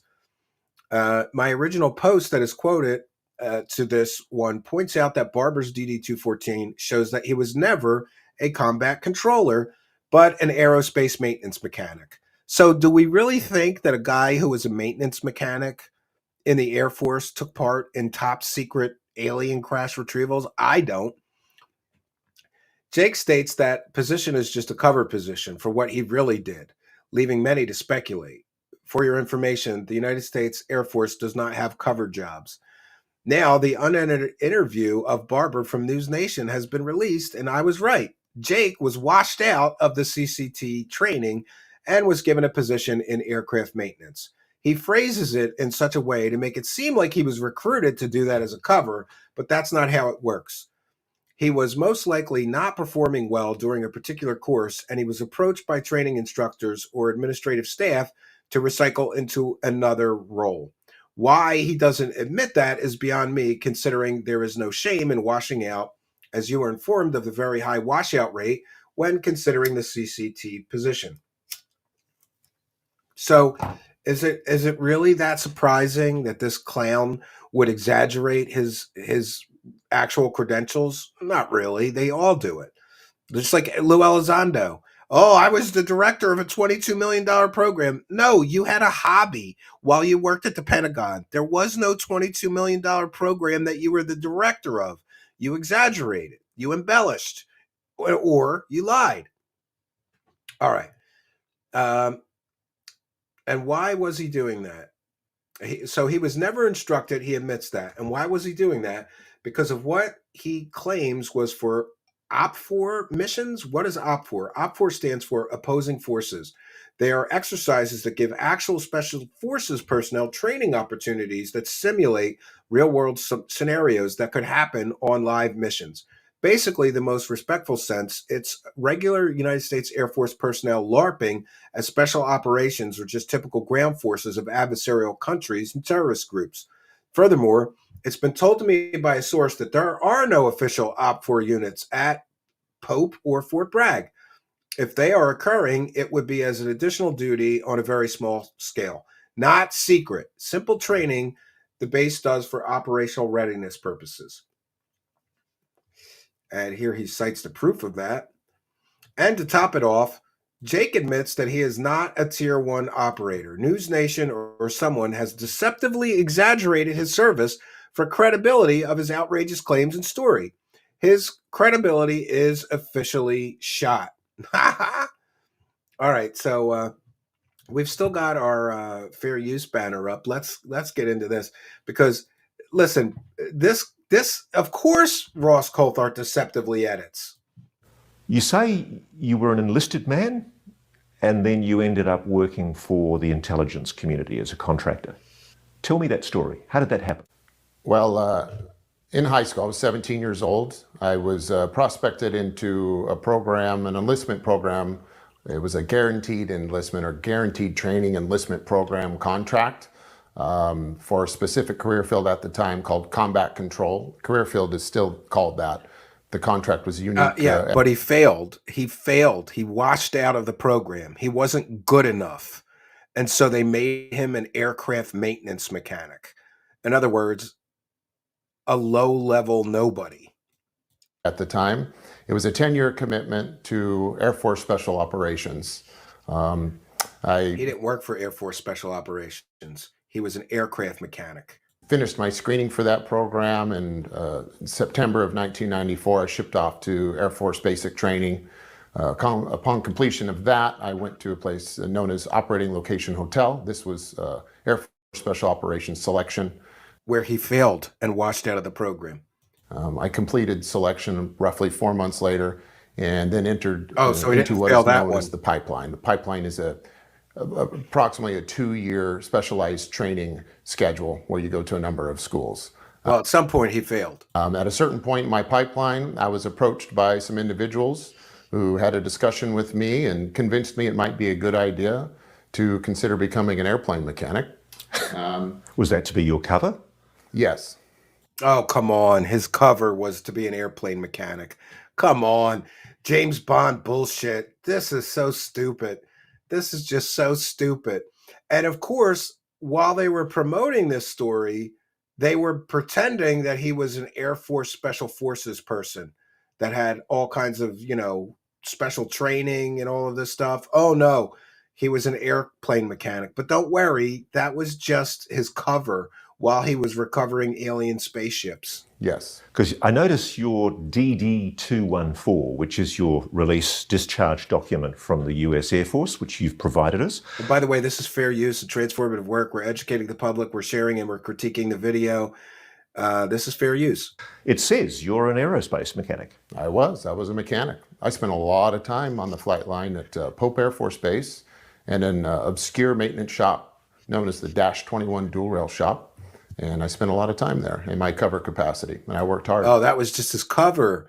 That was what he was doing when he wasn't recovering alien spaceships that look suspiciously like human technology. Let me clarify something, though. You were trained as a top special operations soldier.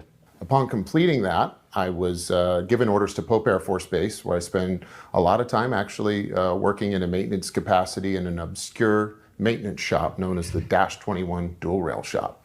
My time outside of that was spent in any number of... Did you notice how he looked around and he looked to the left? That's a sign of lying. That's a sign of imagination being... When you engage your imagination, you often look to the left, or is it the right? I'm forgetting. This is not him recovering memory. This is him engaging his imagination. Clubs, you can in my opinion. say. I was a member of many clubs where I got an opportunity to do a lot of interesting training. You were given extensive special operations training. I trained in things like survival. I was in parachute club. I was in scuba club. I was in a lot of clubs while I was recovering alien spaceships. I was in weapons club. Stupid. I was in pilot club. I even was in Spanish club. I was in entrepreneur club, paramedic club. So they were fully training you for whatever that covert role was going to be.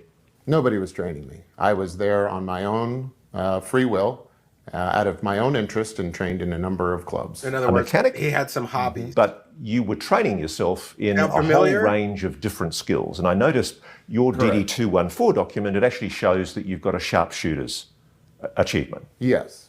Yeah. So how many mechanics have a sharpshooter's achievement? I would imagine a lot, but not many. I will say that the standard for marksmanship in the Air Force is pretty low, but I did qualify as expert marksman in a number of small arms. Right.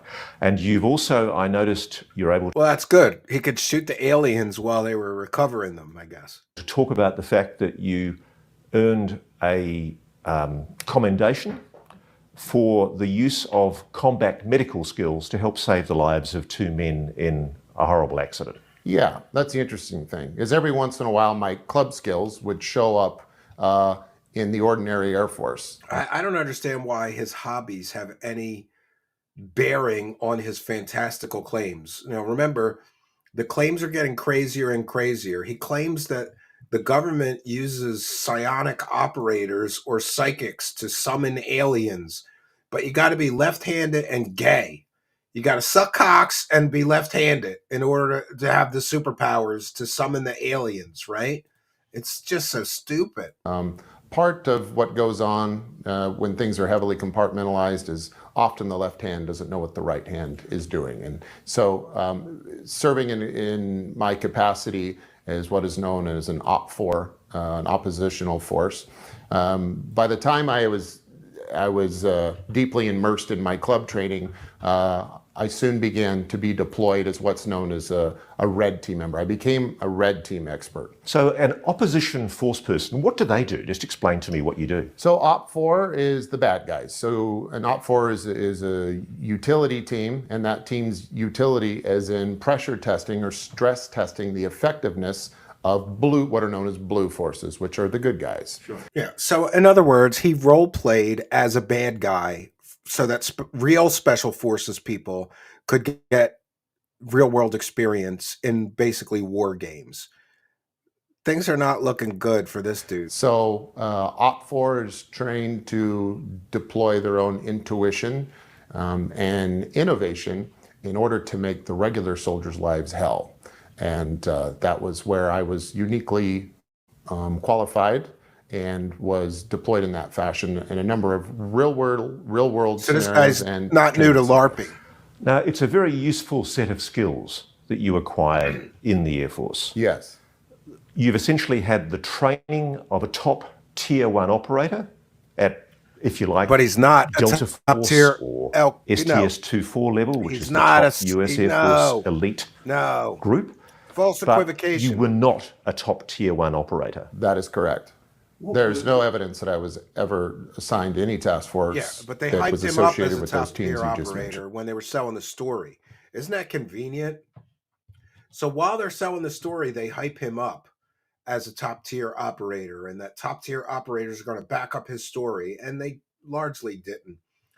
Complizert with a kind and generous 282 says, never blink 182. Jake got J strap on the inside. I don't know what that's about. Double tap Rangers.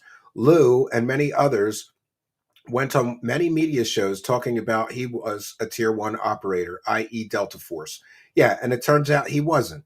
He never was. So they lied to us to sell us a story. And if they lied about him being Special Forces or Delta Force or tier 1 operator, then what else did they lie about to us in order to sell the story?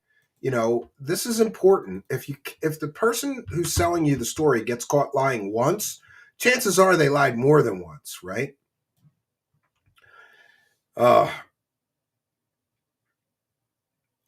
Steve, this is a new one from Stephen Greenstreet, and we're going to share this tab because this is stupid as well.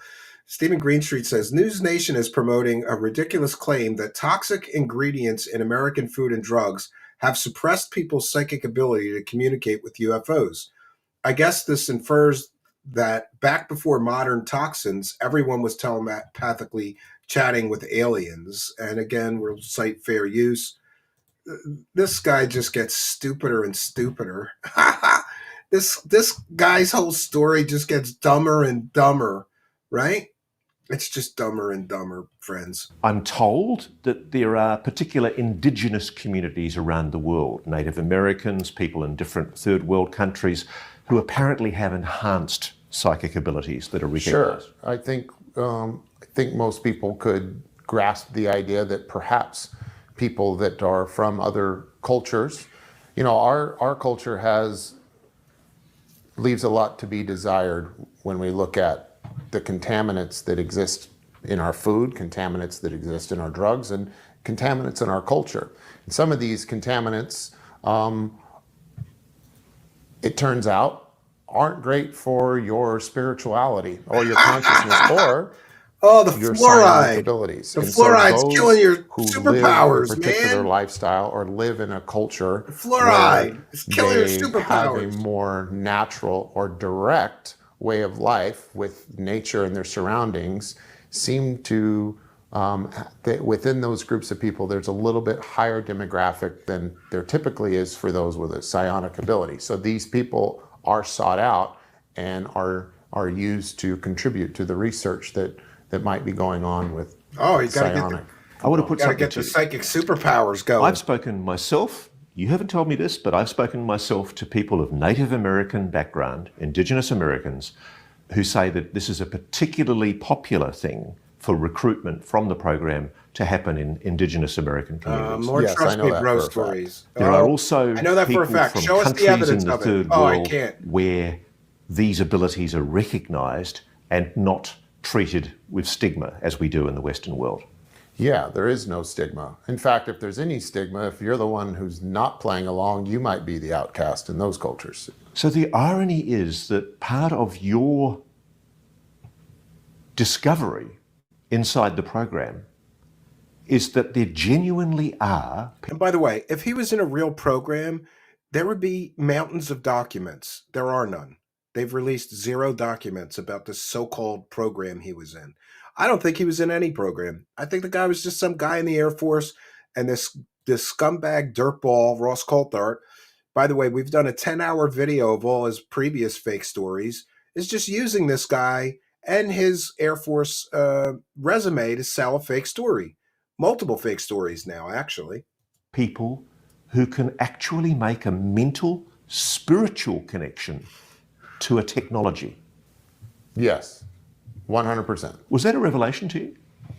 It was fun. It was actually fun to learn. That's one of the things in our work that was like, oh my gosh, there's more to life. It answered certain questions and intuitions, if you will, that we have going back to your childhood. And This guy's worse than Grush. He's a little less dorky than Grush, but notice the bald head and the big eyes, just like Grush. Man, it's like the Kool-Aid drinking cult members. A lot of them look like this guy. if anything, that were most present in your childhood, which is very satisfying because, something as a child, you have this particular feeling and it kind of dies out as you become more mature and have to take on more responsibility. And so to be able to nurture that and accept that that might be the case, and to see organizations as serious as those who we worked with taking this seriously was actually a heck of a lot of fun. Okay. All right. God, what a stupid. This is just one of those stupid things. We'll share this next tab. And here's how you know this guy's full of shit completely. Because he's saying that disclosure is going to come within 1 year. Yeah, this is why I know disclosure is coming. And guess what? It's going to come out in the most beautiful way. I believe the United States government in the next 12 months is going to use me and my team. Bloated sense of self-importance. I am the messiah of disclosure, and the government's going to use me to bring about disclosure. That's a red flag, friends. As a peaceful, non-judgmental path forward to disclosure.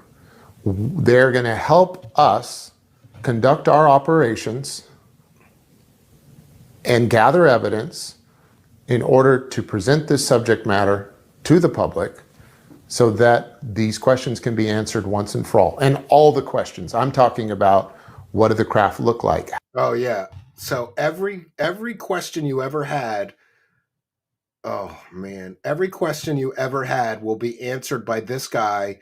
And the organization, he just so happens to have already set up previous to this big fake story coming out, right? Yes, they divert eyes to the right when imagination kicks in. I know it was one of those. Thank you for clarifying. Yeah, so his imagination is kicking in, not his memory. Some guy says, you didn't psychically communicate with aliens before you consumed microplastics and MSG? No, I don't remember doing that. No. Yeah. So let's finish this. So this guy is going to bring us disclosure within 1 year. How do they operate? Who is operating them? How are they being operated? And where are they coming from? We should be able to answer those questions probably entirely in the next 12 months. So, no offense, but whenever anybody tells you that disclosure is coming in the next year, they're always wrong.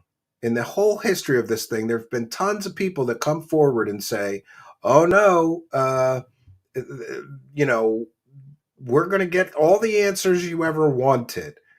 It's a little bit of an over promise, under deliver, right?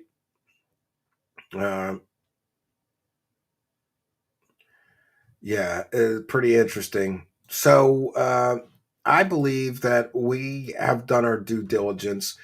This guy, Jake Barber, is just another of a long line of storytellers that have no evidence. Not a Fed, says Greer said this month. Yeah, absolutely. And I'm looking for our bonus material. For those unaware, we hit our goal. I love this.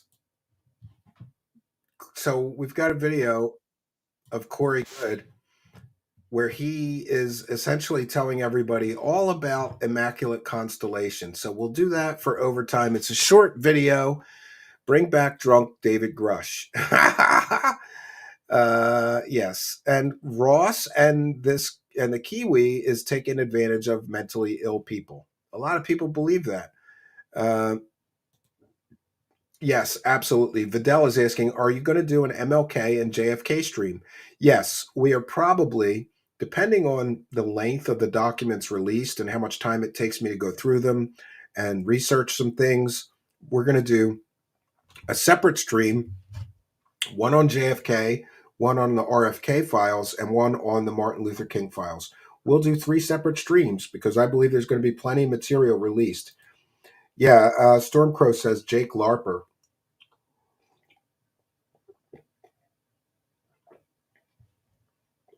So hey, don't worry, friends. We're going to get all of the answers that we've ever wanted. We're going to get in the next year. Alfie Lacey says alien scientists, UAPs are truth seeker, truth czar. Thanks for reminding me. Tomorrow night at 8 p.m. Eastern, I'm going to be on Alien Scientist Show, and we haven't done a show together in probably a year or two. It's been quite some time. We used to hop on each other's streams a lot more, but the worst person to ask to do a guest appearance is somebody that has their own show. So we've been trying to, connect again and sort of, check back in with each other. We're going to be doing that tomorrow night, 8 p.m. Eastern. Just go to the YouTube search bar and search for Alien Scientist. Alien Scientist, one word. Go over and subscribe to his channel. I'll be there tomorrow night at 8 p.m. Very busy weekend. Kind of slacked off during the week because I was so sick. I'm still sick. I feel terrible, honestly, but I'm just trying to get through it. We've got our cough drops and our cough medicine, and I got the cold pills here I've been taking. They help a little bit, but my children all had, both my children had strep throat, and unfortunately, my doctor died. My primary care physician died recently, suddenly. So I haven't been able to get to the doctor and get any meds. I think that I've had strep throat too. It feels like it's slowly going away, but without those antibiotics, it's difficult. You should get John Warner and ask about Jake Barber and the MLK and JFK files. Yeah, John Warner disappears from the internet. I think he's a little bit of the paranoid type. He disappears from the internet for 6 months at a time. I haven't spoken to him in quite some time. I'll have to try to reach out with him. Immaculate constipation again. That's something Lue Elizondo has never experienced. Fluorinated water is the most dangerous communist plot we'd ever have to face, per crazy General Jack Ripper, Dr. Strangelove. Yeah, you know what's interesting is my area, where I live, there's no fluoride in the water. And I remember my wife knows I'm kind of conspiracy minded about things like that. And when we were looking at this home before we purchased it, she said, Steve, there's no fluoride in the water here. I'm like, buy that house then. Because some of the other houses that we were looking at all had fluoride in the water. I don't know if there's anything to that. But given that fluoride can be a poison, and well, I'm not even going to get into the fluoride debate, but I just would rather. Can I just have water that doesn't have chemicals in it? Can we do that? Greer can get you a script, Steve. Yeah, I would never go to him. SR says, let's get some subs or gifted memberships or super chats. We've hit our overtime goal. So I'm going to do this quick video here. We're going to do this at half speed. Let me get that set up because we want to see if, how do you do the speed? Damn it. Playback speed. All right. We're going to go 0.5. So recently we started watching videos at half speed from grifters because it's funny, and they actually make more sense if you make them sound drunk. So this is a transformative work. We're educating the public, and transformative work. We're educating the public about Corey Good. We haven't covered anything Corey Good in some time. This video is a month old. That's how lazy Corey Good is. Is that his latest video? Let me take a look. We're going to take a look and see. Before this, his latest video was like claiming that one of his critics was at Diddy parties, right? With no evidence whatsoever. Yeah, so Sphere Being Alliance. Let me see. This is his last actual video. And his last live video, Corey Good's last live video was 8 months ago. And just to be an asshole, I'm going to look at his social blade and we'll see how bad is Corey Good's views. And I think pretty bad. I think my show is beating him. And I didn't have millions of dollars dumped into marketing and advertising me. Oh, wow. Yeah, that's bad. Oh, man, his numbers aren't looking too good. So since the release of those depositions, Corey Good's whole channel has taken a huge hit. And let's share that tab instead. Look at this. So a couple days ago, he got 373 views. This day, he only got 72 views on his YouTube channel. Looks like he's averaging 500 views. Looks like 527, 591, 500 or 600 views a day. That's a pretty big departure from getting hundreds of thousands of views. So that's what happens when you admit under oath that you made up all your fake stories, right? Allegedly. So we're going to cite fair use, and we're going to go through some of this video where he's talking about Immaculate Constellation. And he didn't get the memo that there's no such program, and it was made up by other grifters. But he's got nothing to talk about, so he needs to get his piece of the other fake grifters grifting off of this Immaculate Constellation program, which we know from multiple government sources was never a real government program. In other words, a grifter just made it up. Version of like how did you first hear about this program, and how much do you know that's related to it, and what scope of the government is involved in that kind of thing? Yeah, it's a program name that no one would say. I certainly wouldn't have. But it's been kicking around. People have known it for a while. Probably some researchers, maybe not. But it's Corey Good sounds much more believable at half speed. I'm going to turn that down a little bit. They have terrible audio. It is not the big program. Oh, it's not it the big is program. Like okay. One of like a trinity. Yeah, 20 and back while big smoking crack. programs. Yes. Corey, they have Immaculate Constellation, and on the documentary today, I think I said this backwards. They have immaculate constellation and then immaculate something, and It's immaculate burps and farts. something else. That the first program, Yes. Operation Shutdown. immaculate Jimmy Church vetted Corey Good 3 times. constellation, is the study, 2 meth heads. recovery of, and reverse engineering of UAPs. Corey has immaculate constipation. Crashed UAPs.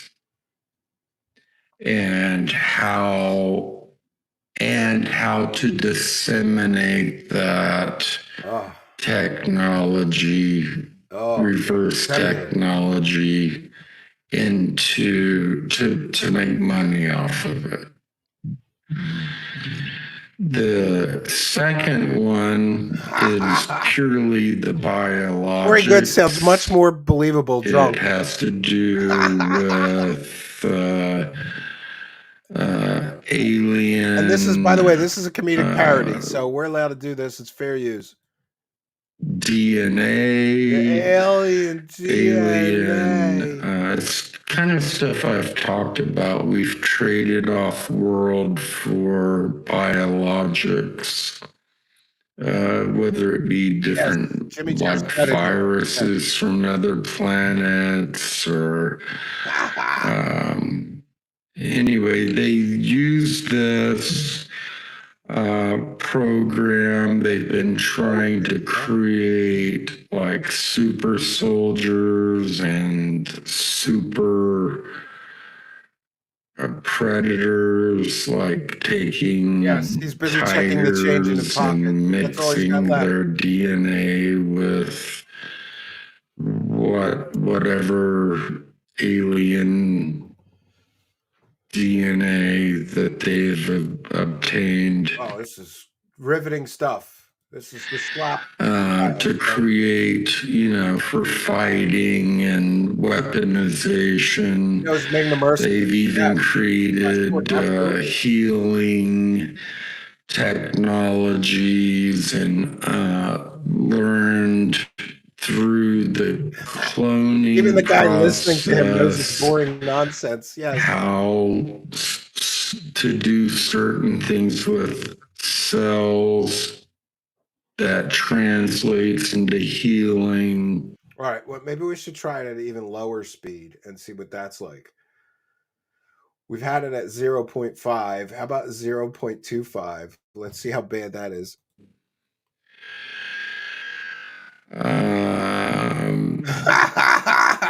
And they're figuring out ways of getting that into the medical, into the medical industry. Medical industry. And the third one has to do let's do it that way. With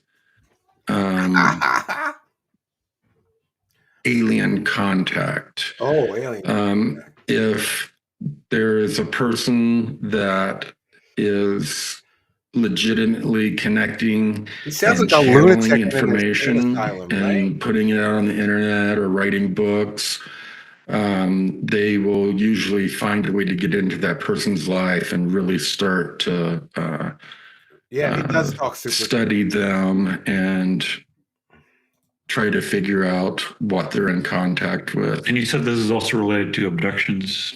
Yeah. And then the second part of it is, okay, so the second part, Corey. What did I just say? The first part was alien contact. The alien. Says that's heroin talking. Alien, like channeling. Yeah, he needs the second one is Blue Avian what they call like alien contact. to where people are having or claiming to have face-to-face and direct interaction with You're right about that. Yes. this non-human How many aliens have made love intelligence, on that couch? whatever it is. He's they're forgetting not his own sure. BS. Yes. Returning from the 20 and back, Corey the slept the whole third, way, laying on his left my arm. brain Now he is can't do so. fried. Just said his brain is Was fried. abductions and the whole and it covers in that Well, he's just a wealth of contact great alien side covers information. everything from the spiritual side of how they're Their energy. interfering and Interfering. That's what it is. That makes sense. manipulating our spiritual beliefs. Yo, the funniest thing is that he has to pay this guy to sit and listen to his bullshit, and he's not allowed to go like, "Hey, man, this is bullshit," because he's getting paid to interview him. Our consciousness. This guy, Mike, was so creepy. Remember during the depositions, like they had to go pick a girl up at his house because they sent some girl to work on something with him, and he was so creepy that she called freaking out and they had to go get her. And yeah, he looks like a creeper, dude. Look at him. How they're also have hybrid programs and yes, I saved the best slop for you, Luis. Are all nothing but the best slop for my pay pigs. That right? branch. So those are the three.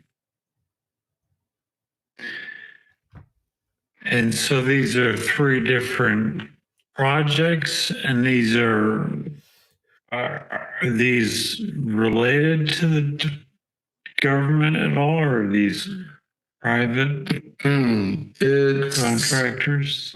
I need overseen by parts of the DoD, but most of it is executed by contractors. Yeah. Like aerospace space companies and their contractors. So there's like 2 or 3. Imagine how dumb you have to be to go to this guy for the truth about anything. Like, no matter how stupid you think Corey Good's followers are, they're even stupider than that. Oh, and by the way, this is creepy. The other day, my wife comes to me and I was sleeping. Like, I was literally sleeping. I hadn't really woken up yet. And she shows me she's like putting a laptop in my face. I'm like, what is this?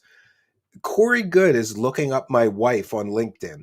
That's some creepy shit. What are you looking at my wife on LinkedIn for, you creeper? Levels of deniability. And he's so dumb, he did it with his own LinkedIn account. Does he not know that when you looked at somebody's LinkedIn account, they get a notification that you looked at their LinkedIn account? All right, we made it through the slop portion of the show. I try to do a good show, but we throw in some slop for the bonus round there, right? Anal probing ET parties. Move on. Yeah, D Rock says somebody gifted me a membership. Thank you for that. That would be Mike Larry. So you could thank Mike Larry, right? Hundreds of Stephen Cambians. At least this one is useful. I don't know what that's about. Isn't Corey's lawyer in very hot water right now? Yeah, she's getting Corey's lawyer, for those that are unaware, got like restraining orders filed against her. And apparently her husband is in some trouble. But that's all I really want to say, because she's a lawyer and she likes suing people. We have to be very careful with that. It's like being in a pub lock-in and hearing these two drunks at the end of the bar having a conversation. Yes. Gaius Caligula said, I did the LinkedIn thing not knowing that one time to a girl who gave me a BJ with her friend, and I wanted to see her again. Oh, God. The road to 15,000 subs, bitch. Yes, please do. I have to remind people that it's very important. We're nearing a big milestone, 15,000 subscribers. Honestly, I didn't think it would take this long. We've been at this for years. Can I get to 15,000 subscribers? That would be wonderful. And so if you haven't already, please be sure to like, comment, subscribe, and share these videos. It really does help.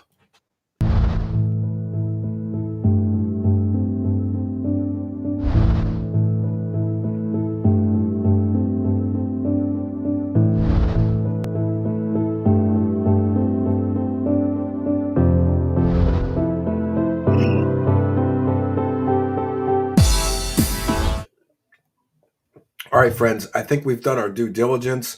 I'm going to go try to rest my voice because I have to do one more show for this weekend. Tomorrow night, 8 p.m. Eastern Time, I will be on Alien Scientist Channel, friend of the show. And I think we're just going to be catching up, seeing what each other has been working on or researching or talking about. We usually have great conversation, Jeremy and I. So I encourage you to check that out.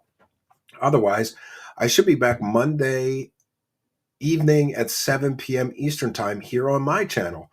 If you haven't already, please be sure to visit our website. It's truthseekershow.com. There you can get all the latest episodes, whether you want the audio or the video. The audio is always a few days behind. I get messages. I get it. I'll try to be better at getting them put up quickly. We record the show in video format, and then I take the audio and turn it into the audio podcast. For those unaware, that's sometimes a couple days behind. Be sure to follow me on Twitter. It's at Stephen Cambion, or X. I'll be calling it Twitter for the rest of my life. We want to take a moment to thank you, kind and generous benefactors, you YouTube channel members, you Patreon supporters, you super chatter, super sticker, super thanks people. Did you know that? If you appreciate our show and you want to help us, you can hit that thanks button and throw a couple of bucks in our hat. It really, really does help. And we thank you all for your kindness, generosity, and support. I think the last PayPal pledge we got was from Nemesis Bex, who says, I'm a little bit behind on the streams. Thanks for the 10-hour cult art stream and the Wacky World of Wilcock. Great show. Thank you for your kindness, generosity, and support. And I always encourage people, if you'd like to send a big amount, please send it through PayPal, where we only pay a couple of points, like 2%. Other platforms may charge us as much as 30%. So we appreciate those big dono bombs going through PayPal so we can keep and utilize more of it. So what can we say, friends? I think that we have done our due diligence. I'm going to bounce on out of here. I believe Kino Casino is doing a show tonight, so I'm going to go and try to relax and listen to those guys. You should too. Just go to kick.com and put Kino Casino Gaming in the, or you know what? I'm going to go and, not that they need a bump or help from me, but I should encourage people. 1 second. All right. Yeah, they're already broadcasting. So let me go over to I will put their link into the live chat. Just give me one moment here. Link to the Kino Casino. And they're broadcasting right now. So if you're looking for something fun to do, go and check them out as soon as we end our broadcast, if not sooner. So we're going to wrap things up here. Again, we want to thank all of you kind and generous benefactors. Big thank you to Fat Chick Thriller and, of course, Mike Larry, who gifted 50 memberships. Very, very generous. Thanks to all of you contributors. We hit our goal tonight, and hopefully we'll hit our goal every time. So thank you for helping us hit our funding goal. So we have done our due diligence. I've got a funny video to play us out that's from Tubacabra about this whole ridiculous egg story and Ross Goldfart. It's pretty funny. So that's all I got for you, friends. Like I said, I will be on Alien Scientists channel tomorrow at 8 p.m. And then I will be on my channel again Monday night at 7 p.m. Eastern. Be sure to follow me on X, Twitter, at Stephen Cambia. We always post the shows before that. And if you're listening in audio podcast land, we love and appreciate you. But please do go on over to YouTube, click that magnifying glass, the search tool, put Truth Seekers, one word in the search bar. Go to the channel, smash the subscribe button, and you too can come and participate in the show. Don't just watch the show. Don't just listen to the show. Come and be a part of it. You are most welcome. So that's all I got for you, friends. Until next time, my name is Stephen Cambion. Good night, and God bless all of you.